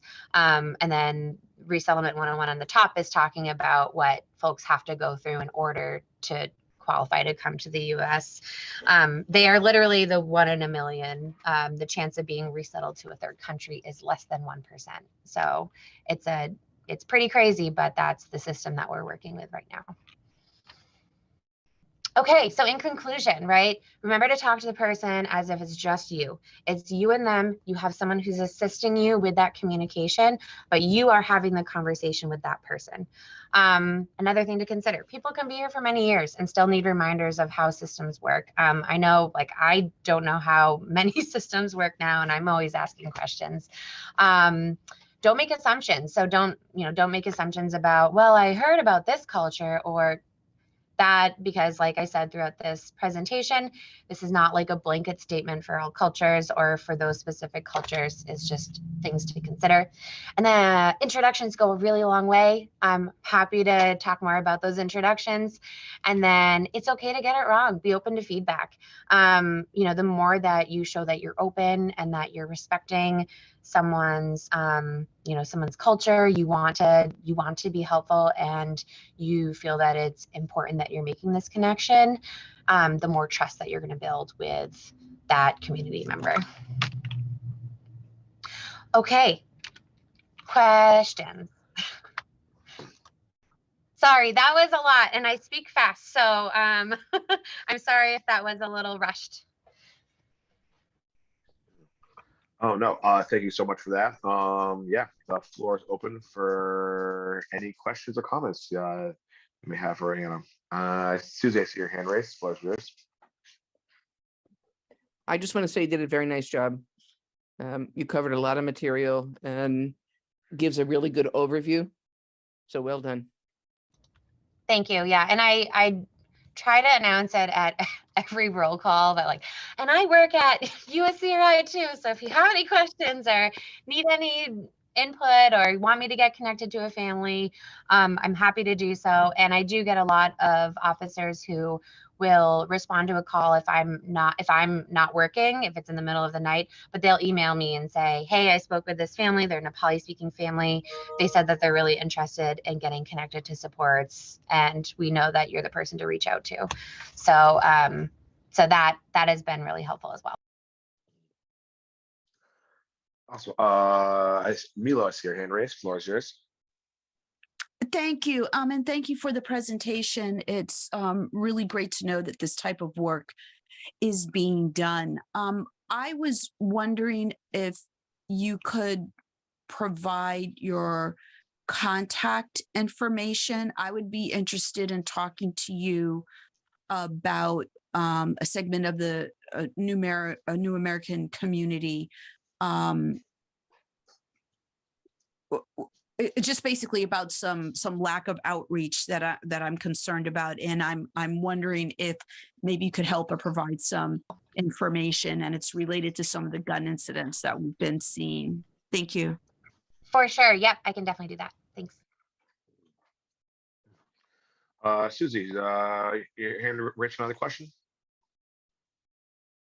I have to think of one really quickly because I left my hand up for the second time.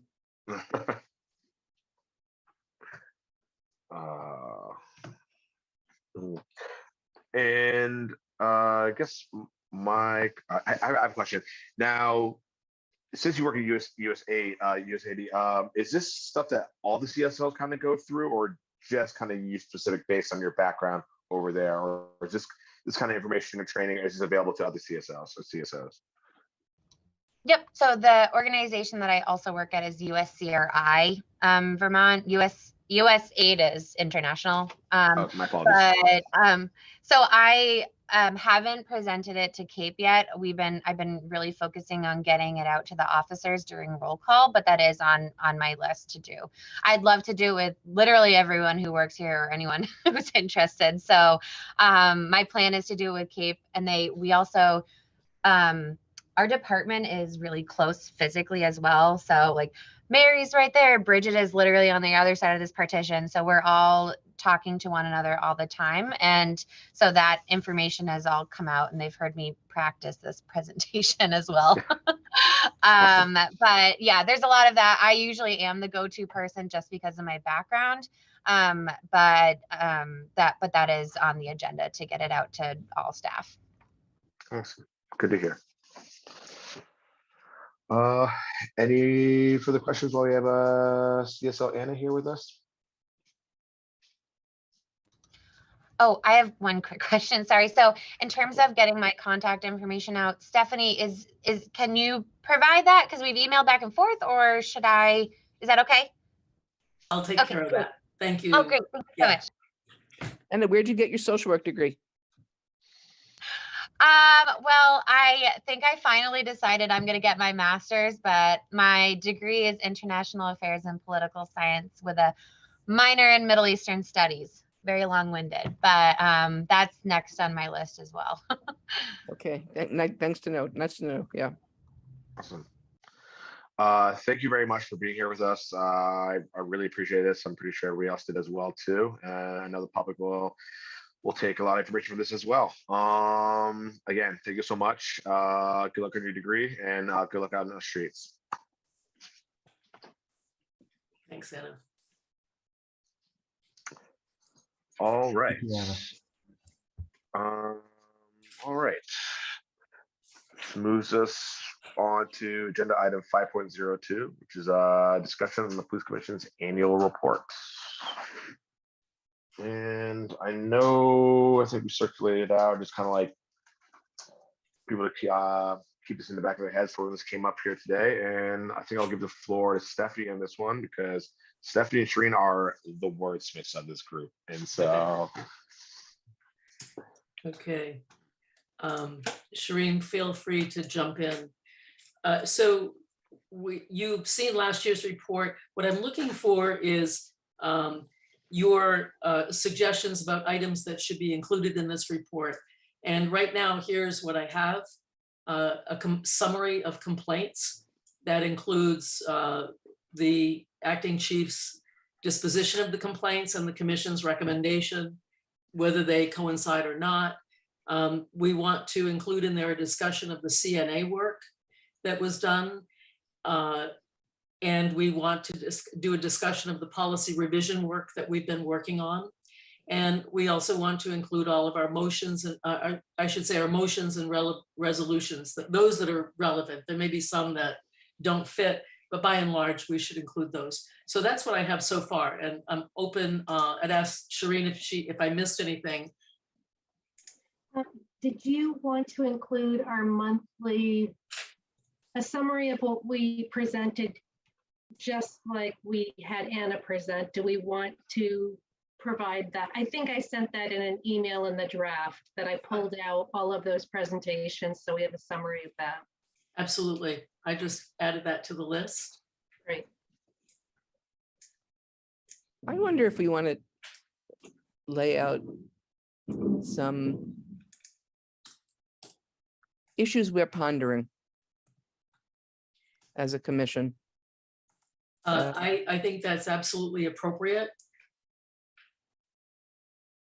So that would fall under, it wouldn't fall under our annual goals, but just sort of our reflections.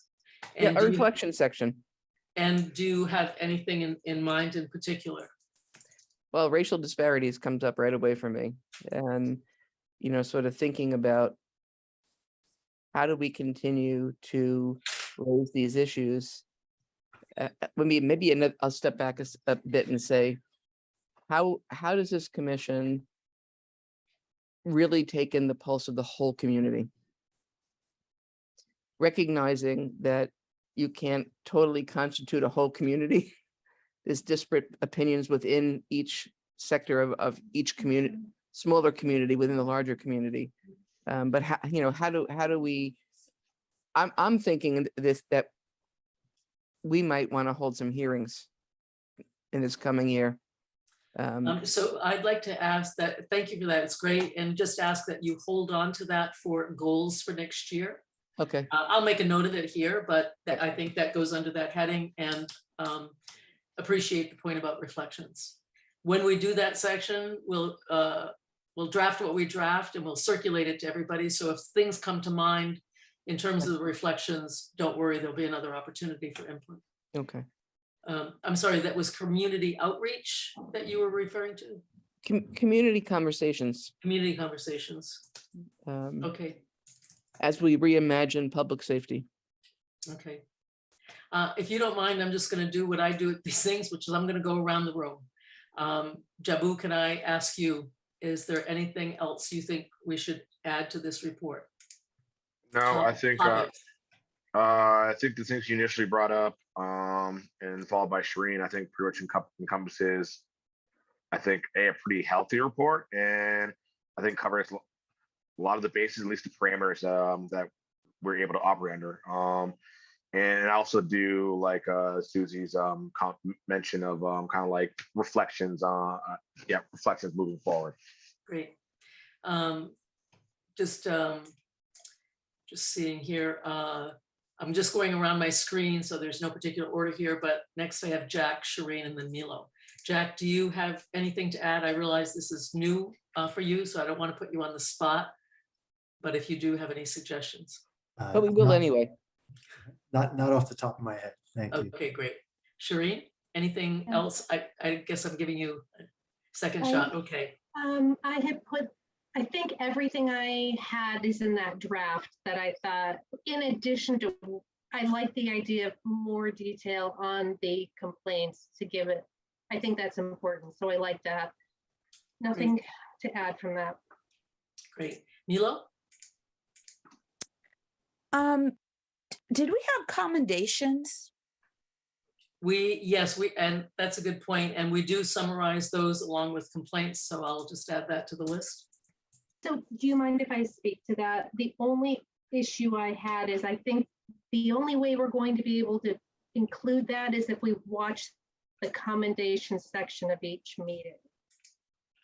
because I didn't see any. Go ahead, Shannon. Sorry to cut you off, Good, Commissioner good. Hart. We went through last year. I think we included kind of a summary, and I have kept track on my end for this one. So it will be similar to what it was before, similar to approximately how many have been received, and a couple, pulled that we're able to use in the actual report, not, anonymous stuff or whatever, that want to remain anonymous. We won't share that, obviously, but I've kind of kept That's track of great that. news. Thanks, Shannon, because I went through to find that, and so you're far more on the ball than I am, so thank you. Thanks to Co-Chair Seguina there. We went through that last year, so.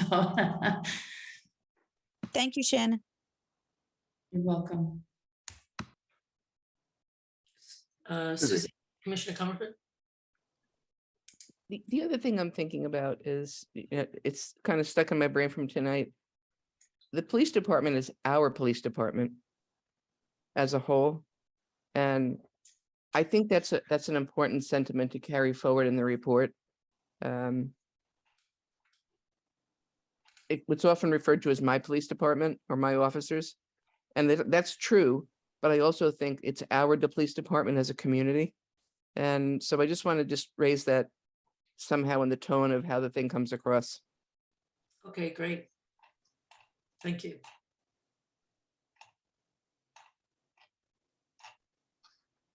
That then concludes that. And I will list these items for Shannon and Mohammed unless you got them. Do you need me to repeat any of this? And actually, don't worry about it.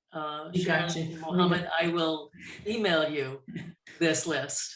Okay. You can't see us, but we've been taking notes over here like crazy, so. Okay. Would it be helpful for me to email you the list? Sure. Okay.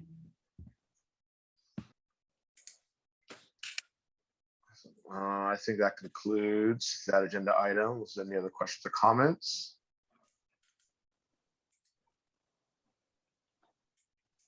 Not seeing or hearing any. With that, moves on to agenda item 5.03, commission goals for the upcoming year. So posted on this agenda item, it was the notes from the ad hoc CNA committee that Milo and I were part of. Basically, that's like a matrix spreadsheet of all the recommendations that were listed in the CNA report. It included responses from the chief, the union, a couple city councilors, myself, Milo, a couple community members, and then you would also see that in one of those little columns was kind of the committee's answer to like how to implement that goal. And then I circulated to you which ones of the matrix pertain to policy pertain to department directives, which that is our purview for updating and reviewing. So I guess what I like to have happen here is kind of, I guess we all kind of come together, list a few things that we like to have come happen. We'll take notes of it all and kind of aggregate them as to what's, I guess, highest priority and what's, for lack of better words, the quickest things to implement. And if I'm missing anything on that, Steph, if you want to jump in, if there's anything I missed in there. And so I think we want to do this in a logical way, which is to go around the room and ask each person what they want to identify for goals. And then once we have that, we're going to come back and ask for your priorities. So you can list whatever you'd like, but it may be that we have a list that's too long for 1 year. So we'll have to go back and do a second round. So again, I'm going to go around the room and I'm going to take notes too, Shannon and Mohammed, just to make sure we're all set here. And let me start with Susie, with Commissioner Comerford. My first thing is, sort of a a deepening of our administrative structures and a review of them with the idea of transitions coming up in the coming year. So that we, and also we've moved around several people have moved around in terms of their responsibilities, and a revisit of the different position descriptions with much more detail. So that it would be easy for someone else to step into, much easier than it has been in the past. You're referring to commission position descriptions? Yes. Okay. And my second goal is to open up different community conversations about policing. Great. And a side note to that is thinking of some kind of a tagline for Burlington Police Commission cooperating or collaborating in reimagining community safety or something like that, so that that in itself is showing a transition, which is something we've been working at for a while in terms of helping the larger community understand more about what we're doing, thing, so to speak. And I'm not, sort of married to that phrase, that tagline, but something that indicates movement in the direction we want to be going.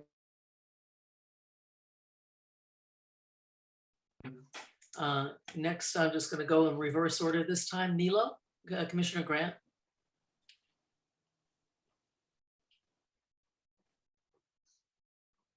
You're muted. Sorry, my screen has it's a little funky. So of course the CNA, I think a top priority is to review the policies and directives that were listed in it. Based I'd on like to, sorry, I think we need specificity here. and I'm trying to get there. Okay. So with what Jabu had listed, the directives that were put on our responsibility to review, we are behind in the schedule that was set forth. So I would like to see that be a higher priority. Pushing the department on racial disparities that they continue to say does not exist. Ted Kinney has made it very clear that if he wins the election, pretextual stops will return. They will return to Burlington. And if we don't have confidence that continued training is being done, we're going to be in a bad way.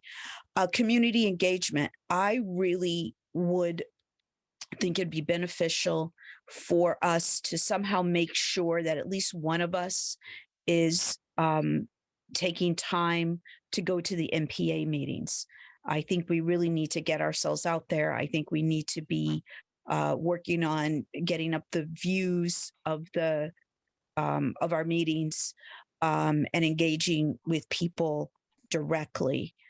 And I think we should also troubleshoot ways for the department to do community engagement at this time. In light of everything else that's going on, I'm really kind of demoralized about that, but you all know that. I guess I'll leave it there for now. I think I had some other things. I'm trying to find my notes. I'm sorry, but you can move on to the next person. Thank you. Okay, Commissioner Hart.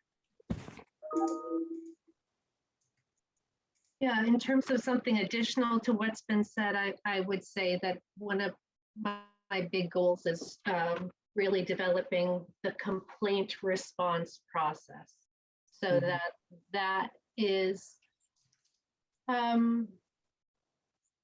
easy for someone to take on from year to year. So that's the only thing I would add to what's already been said. Thank you. Commissioner Gamache. I agree with a lot of things I've heard here so far. I think my priority is updating the out-of-date department directives that are listed in the CNA report. some of the directives that were mentioned in there are ones that we were looking at with sorry, I'll train here with regards to like past complaints. So the fact that like the things that we were looking at were identified in the senior report kind of makes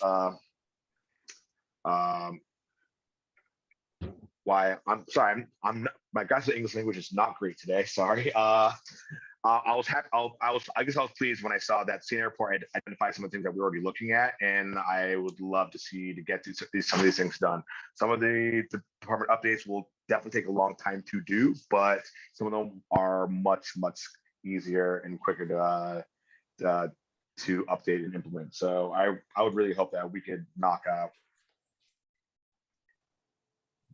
I'd say, dare I say, at minimum half of the directives I think are listed in the senior report be updated, if not all of them. But at least half of them up. If we could tackle half of them, I'd be very pleased with that. Thank you. Commissioner Keefe? Yeah, I had sent some thoughts in email to the rest of the commissioners. I think we could look at that just to summarize. I was encouraged to hear the acting chief state that the CNA report really is a sort of a roadmap for rebuilding, and I think that's an important thing to take on board. It is a very in-depth report. It can be overwhelming at times trying to work through it. So I try to focus on more maybe subject matter, as opposed to just going through an entire list of policies or directives. And so looking at the report, what I felt ran through many of the different sections of the report is use of force. We know there was a statute introduced in Vermont that the ACLU has lauded as being the most progressive in the US. Vermont state use of force policies became effective in October of last year. But I have no indication to which any of those have been updated in Burlington. And I know the CNA report really had difficult time trying to verify if any use of force training has I think currently the police are looking at 4 hours, I think annually, but that wasn't, the CNA report had a hard time documenting it. So just sort of to summarize my comments, looking at, I think, the continuum of recommendations from policies, directives to training, to where use of force touches on other things like interaction with persons with disabilities. I think kind of looking at that a little bit holistically and kind of focusing on those aspects of the report, its recommendations. So I would focus on use of force. I would echo what Commissioner Hart said. I think having a systemic way of collecting, processing, and reporting on complaints, I think that is essential. If the commission is going to do outreach to the community, I think part of that is encouraging community members to vocalize. I think there are indications on social media that there is some real concerns, but I think what we heard in the discussion today, when it's kind of left at the level of feelings and subjectivity, it's hard to get traction on what to be done. Where I think if there are complaints and we can begin to document those with data, I think that's really important, but we need to have a system in place and a system that can be managed. So there were some recommendations in the CNA report, and look forward to discussing that further. And lastly, I do feel that the CPE is a really important partnering opportunity, and I would liken it to what the commission is doing with NACOL, where we're learning from peers who are doing citizen oversight. I think what CPE offers is an opportunity for law enforcement to learn from other law enforcement agencies. And I think the CPE offers that opportunity to partner. And I do feel it's not adding a layer on CNA report. I think what the CPE can do is provide opportunities to actually implement CNA recommendations. So I think rather than adding to the burden, I think it can actually reduce it. Thank you. Thank you. That was excellent. And I'm going to add a few things myself. I think it's useful for us to identify in our notes and for the public, the policies that are mentioned in the CNA report. And so for the sake of Mohammed and Shannon, I'm going to say this a little bit slowly. DD 1, 11, 13, 14, 40, and 43 are the directives that we would like to work on. And I think that Commissioner Gamash's point that if we do half, that would be good. I think we should have some reasonable expectations there. I'm adding to the list the press release policy. This is something we've discussed, and I won't say that it's a high priority, but to add it to the list. In addition to this, as you all recall from incident earlier this year, and a recommendation from the city attorney was that the commission could in fact develop a policy to require a citation rather than an arrest under certain conditions when there's no threat and so on and so forth. So I think that's a policy that we want to pursue. So it's a new policy, if you will. So we might just combine those two, the press release policy and the citation policy as new policy development. And I've added Commissioner Keefe's recommendation. I'm going to suggest, I have the list in front of me. I don't know that there's an easy way to, I guess I could share it with you. I can share my screen. That is right.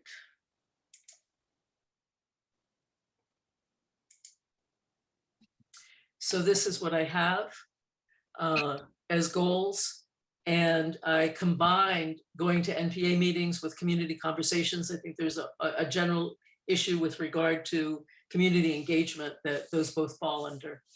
The other issue that is that we have talked about is, as part of community engagement, is developing a social media presence so that we can share information or reports or meetings and so forth, whether it's on Facebook or Twitter and so forth.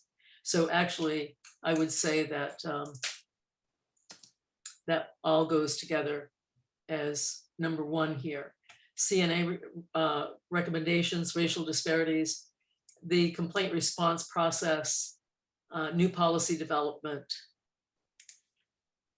and use of force. Let me ask, this list is shorter than I thought, which is not a bad thing. And so what I'd like to ask is if anybody believes that we should develop priorities here beyond, should we identify which are our priorities, or should we go with these as our goals? Stephanie, before you go on, you missed the first one I said, which was deepening or strengthening our administrative systems. Uh-huh.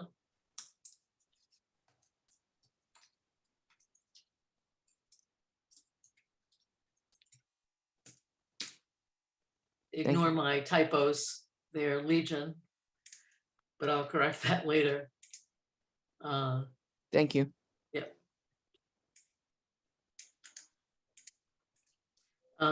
Commissioner Grant?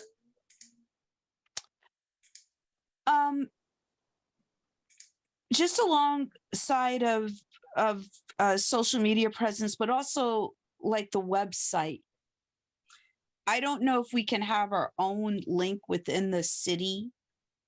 Yeah, so we'll work on that. web. That sounds great. And we wanted to do that, yeah. And I'm actually, a quick side question for Shannon. Is it possible to get the picture changed? Do you mind if we stick to what we're doing? I think that's a question you could, answer later, but I want to just focus on here on priorities. Yeah, just throwing that out for Shannon to look into for us. Appreciate it. I also, I'm sorry, I'm so tired right now. I'm losing my train of thought. Let me come back to it. Sorry.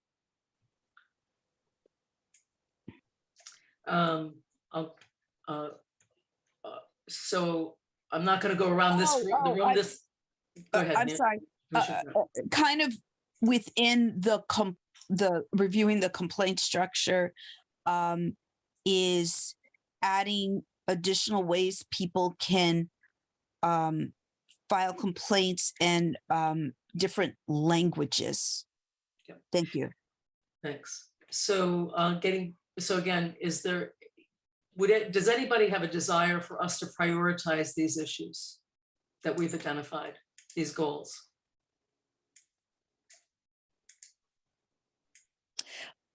Yes, So- this CNA ahead. directives should definitely be at the top, followed by racial disparities. Thank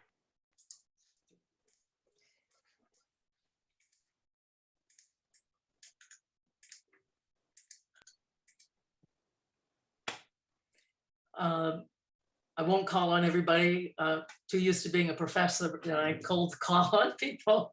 But please raise your hand if you have any desire to further prioritize. Commissioner Gamache? I was just echoing what Milo said. I think we should prioritize the directives for no other reason than like that's tangible. It's used in the field every single day, and yeah, and some of those directives haven't been updated in over 10 years, so some of them are long past due. Okay. What I've done is okay, I'm gonna just suggest that the one that is maybe the lowest priority is number 7. Use of force. Let me say this for those who are not familiar with this, is that the state developed its own use of force policy that all agencies are required to adopt. And I've asked a question of the city attorney as to whether Burlington can in fact adopt additional language. If not, the use of force policy is essentially determined at the state level. So I'm going to just leave that at the bottom of the list, if you don't mind, Commissioner Keefe, until we get clarification on that. So if that's the case, 1 through 6 would be our top goals for this coming year. And with regard to number 1, certainly we could do as much work as possible, but with an expectation that we have completed at least half of these directives. Mm-hmm. I want to just add one other thing. There are numerous items in the CNA report that requires collaboration between the police department and the police commission, and those things are not listed here. But I think we can assume that under the CNA recommendations of policy revision, we would also construe that as meaning to work with the police department on some of the policy revisions that they've been asked to do. Any further discussion of this? I think I see Susie's hand raised, or nope, no, not raised anymore. I was actually going to just reflect on inductive versus deductive kinds of inquiries or processes. If I'm a social worker, so we always think about bottom up. So to me, that the first thing would be, sort of being in the community, in various parts of the community, and having open kinds of discussions. I'm not pushing my point of view. I'm just noticing the difference. That's all.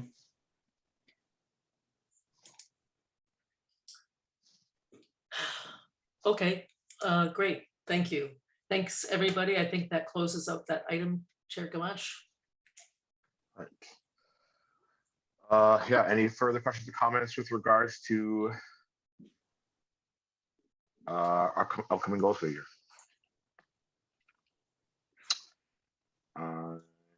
Not seeing or hearing any.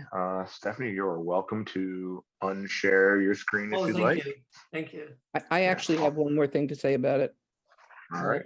And that is, sort of to work collaboratively with the chief, specifically around racial disparities and in smaller, groups.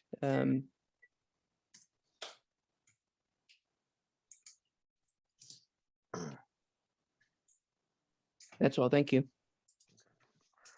Thank you. All right, moving on to agenda item 7.01, use of force incident report. All right, so use of force, the use of force report was posted on the board docs when the meeting was announced. I hope everyone was able to review it. And if there was any incidents that stuck out, please make note of it and please mention it now, and I'll send that to one of the deputy chiefs.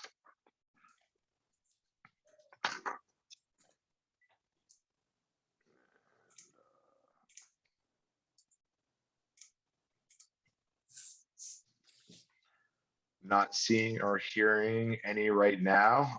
As always, if you sorry. review, sorry. DC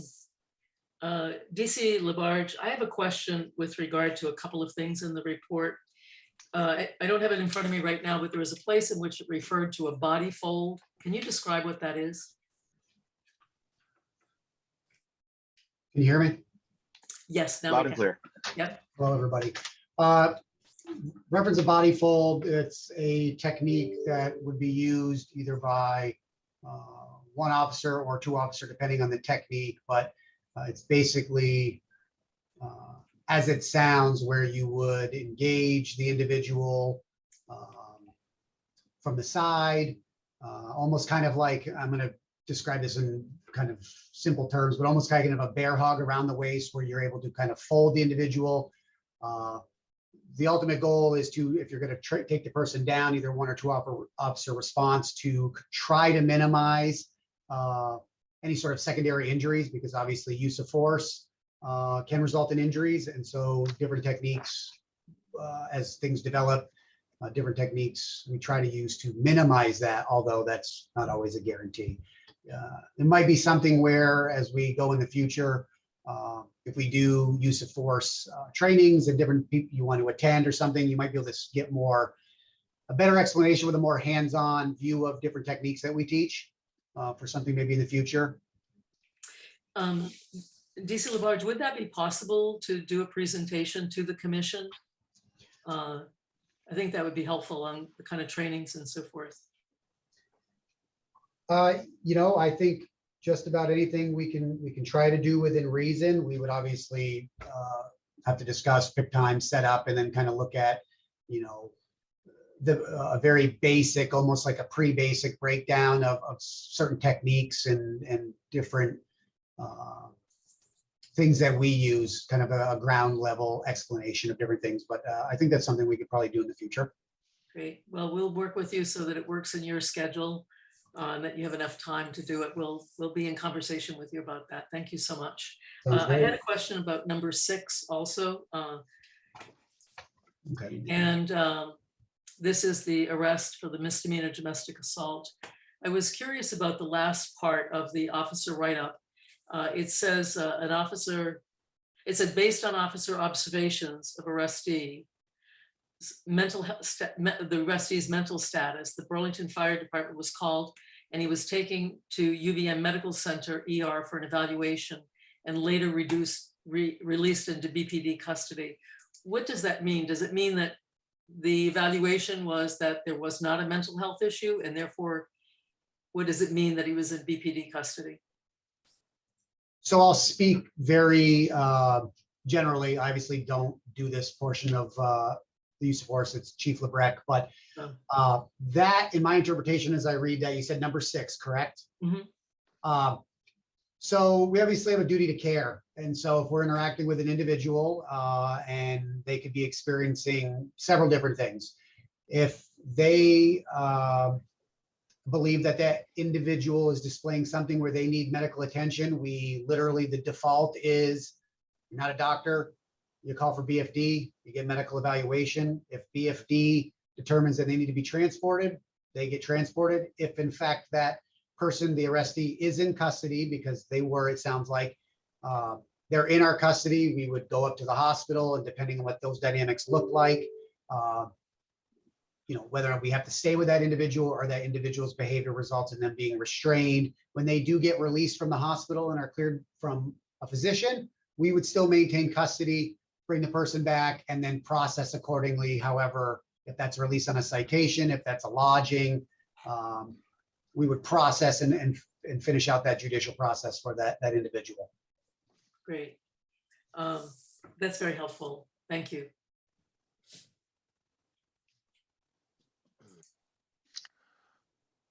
Any other further questions or comments for DC Labarge while we have him here with regards to the use of force report?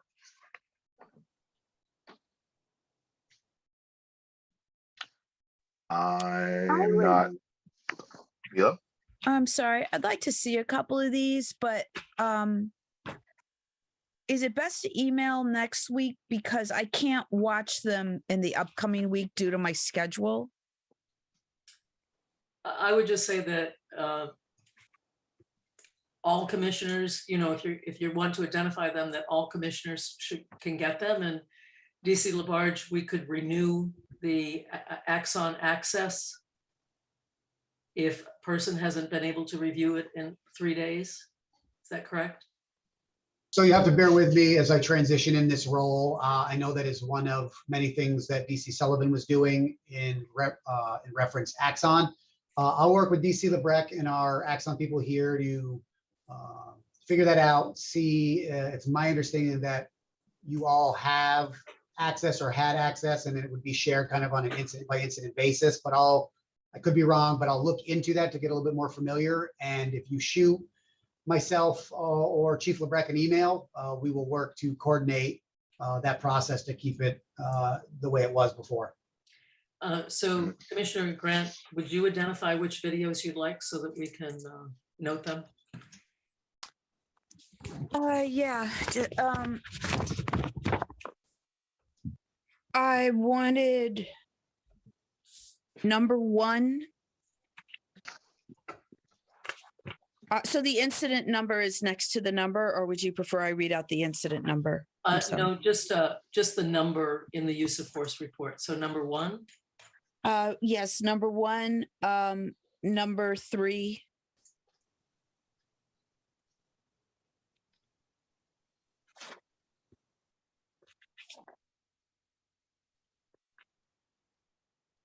And actually just those 2 at this time. There is a third one, but they're 13. Thank you.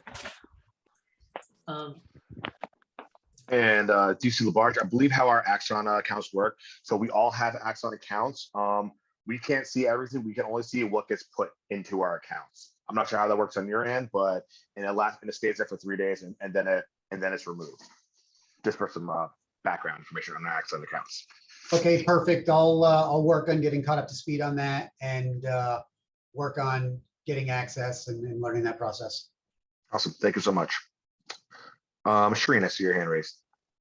Yeah, thank you. I just wanted to highlight for Commissioner Keith that what you just said, Jabu, which is it's 3 days that it's available to us on this Axon account. So we have to get a separate account for that.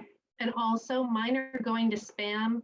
If there's any way we can get an email telling us when these are uploaded, just a separate email, then I'll know to go into my spam and look, because otherwise I just completely miss these. So I hate to put that added burden on, and I'll try to fix it the next time I get one to mark it as something that doesn't go to spam. So thank you. Okay, I will pass these notes on and we'll try to get that taken care of. Awesome. Thank you. Much appreciated, DC Labarge. Any other further questions or comments on the use of force report? I am not seeing or hearing any. DC Labarge, thank you for being available for us. Moving on to agenda item 8.01, which is commendations that have been received for the month of June 2022. And with that, I give the floor to Mohammed and Shannon. Excellent. So actually have one here to share with you. It is one for one of our records clerks, which is a division that tends to sometimes get overlooked in their massive amount of duties that they have in our department. And this woman writes that one of our clerks possessed excellent customer service, attention to detail, a lot of patience, and that she made the entire process of dealing with the records department very seamless. She also notes by way of our entire record staffs, she notes our gems, and I use that because that's her words, and that she is very grateful that every time that she calls, that they work their hardest to assist her and show her how to sometimes retrieve data herself on the website. So that is a commendation this month for our records clerks. Awesome. Thank you for that. Yay, team. All right, appreciate it. Thank you for that. You're welcome. All right. Moving on to agenda item 9.01, Commissioner updates or comments. And this is the time of the meeting where any commissioners can pose a greater question, make a comment, or an update to us or the public at large that wasn't necessarily covered or was an agenda item. So with that, the floor is open.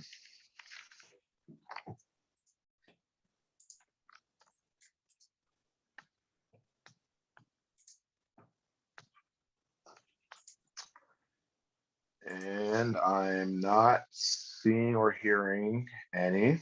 Milo, I see your hand raised now. Thank you. In case you haven't seen commissioners, the BPOA post, I'm going to email it to the link to it for all of you to review. I referring to Acting Chief Murad's comments earlier, I don't see how we separate officers from their union's post. I personally just don't. I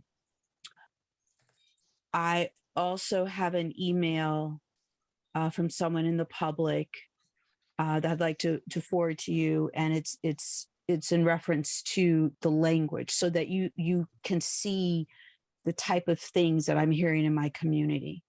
I, as you all know, have been very upset. Even more so, I've been exasperated. I feel that I have really done my best to work within the system, quote unquote. But we're really entering a new phase here. I am more sensitive to a lot of this stuff. I am in Ward 3. I have lived in Wards 2 and 3 for most of my almost 40 years here in Burlington. So I'm driving by every day, biking, walking, where these things are happening. And I'm having these conversations in my community. So this is something that is really, really hitting me because I'm feeling what my community members are feeling. You know, we are seeing a lot. I mean, it's spreading out to other parts of the city, no question, but we are really seeing some of the more serious stuff and the level of disrespect, which has been talked about multiple times.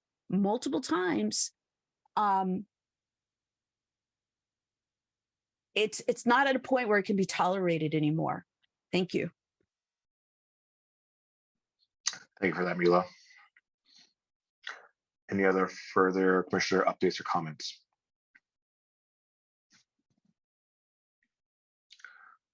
Susie, is that a hand? Sorry, muted. So my question is there a way for, it's a public meeting, for us to know who's in the audience? yeah, click participants, attendees, and then it shows everyone who's here. Aha. So Susie, I think folks could be watching on YouTube and that would not reflect, but I could be mistaken about that. Correct. If anyone's watching via Town Meeting TV, because they broadcast to their network, which is on YouTube, and I don't know who's watching via that, but this does show who's here or present via Zoom. Except that there's 8 people on the oh, I see attendees. Okay. Thank you. Now I've got it. Cleared up a big mystery. All right, Mila, I see your hand raised. Is it another comment or? Oh, my No, apologies. sorry. Thank you. No, I forgot to lower. Thank you. All good, all good. All right, I'm not seeing or hearing any other further additional commissioner comments or updates. So that'll move us to agenda item 10.01, which is next meeting agenda items. Election of chairs. What else do we have? Sorry, I won't put my foot in my mouth. I'll let Stephanie speak. Sorry, you muted. I think it would be good to get updates on the policy work that Commissioner Hart and Comerford are working on, and that several of us are working on with regard to complaints. I mostly think it's important for us to keep on track. And so having to report is a good incentive to do so. Happy with that.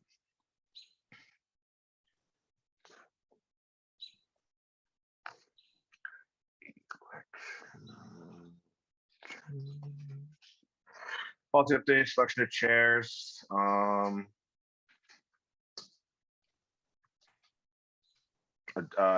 Stephanie? It's always hard at these meetings to think about the next meeting. Commissioner Gamache and I talked about, and Commissioner Hart talked about us developing the agenda a full week in advance. So that would mean, I don't know, August 16th, we would be reaching out to you to see if anything else has come up that you would like to see on the agenda. Dare I say, maybe even before that, because I feel like usually we're putting the agenda together on the 16th and we always have this problem. So maybe we'll reach back in. I know it's a short turnaround between this meeting and next meeting, but I guess we'll reach back out next week, either Wednesday or Thursday, to kind of re-jog this one so we can get the agenda, I guess, hopefully finalized by the 17th, ideally. Does that work? Does that sound good? Mm-hmm. And Susie, I see your hand raised.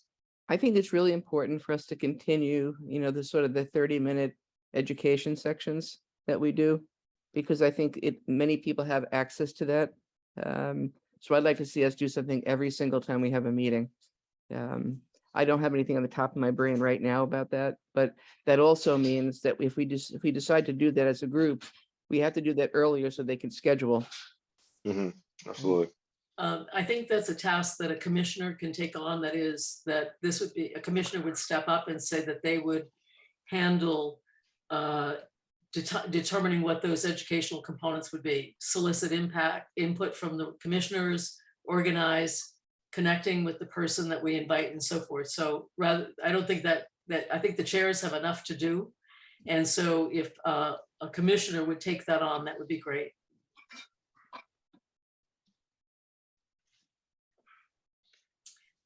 We can resolve that later, but. Shireen. I see your hand raised. I'm wondering if maybe next month, one of the things we do is we have this, well, it's this month, right? It's this month. This month, yeah. One of the things that we do is we take the list of identified goals and talk about how we're going to get them done in terms of who, and that would be one of them, right? Is just having folks indicate what interests them in taking on. Mm-hmm. I like it. Good. So who will take the lead on various policy revisions? Great.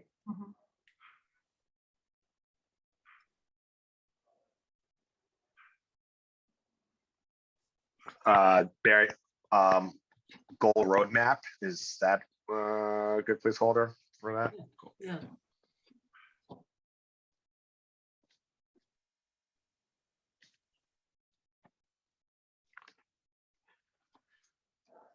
All right, and like I just said, I'll also. Oh, I have an item, so sorry. Oh, absolutely. We will hear from our attorney, Anthony Iarpino, on the implications of the new BPOA contract for the work that we do. So he will be reviewing that, and he indicated that's a discussion for public session rather than executive session, so we can put that on the list if he's available for that meeting.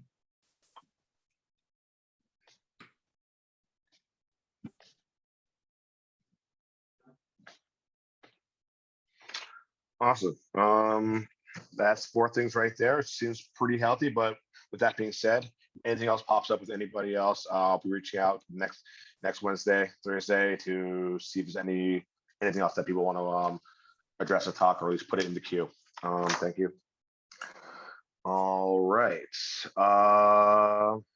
And next is anticipated executive session, which there will be an executive session. And with that, via provision 1 VSA 313A4, I make a motion to enter executive session to discuss possible disciplinary issues with regards to officers. Do I have a second? Seconded by Shireen. See, I got you. All in favor, raise your hand. Sorry, any discussion over the motion? I thought we had decided that we weren't going to go past 8 o'clock. If we had an executive session, it was going to be on another night. Did I miss that? We Or is kind of changed the last couple months because Kevin got a new job, and he's only available on those nights that we have the meetings due to his overnight work, and so it's just, Okay. yeah. Yeah. Sorry, apologies on that.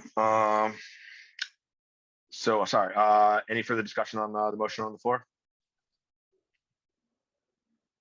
Not seeing or hearing any. All in favor of entering executive session, raise your hand or say aye.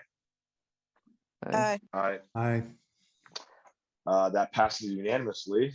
To everybody in the public, thank you for joining with us and being here with us today. Our next meeting will be on I believe it's the 23rd of August. That will be a remote meeting. And then hopefully after that, we'll move to a hybrid setting. So if you want to join in via Zoom, you can. If you want to be there in person, you can. But yes, so thank you for joining in. For everyone here on the commission, you believe you should have a Zoom link for executive session in your email box, and let's reconvene in 5 minutes. So that makes it 8:46. So I'm gonna use the bathroom or not. Everybody in the public, thank you very much for being here with us. Have a good night, and everybody else, I'll see you in about 5 minutes.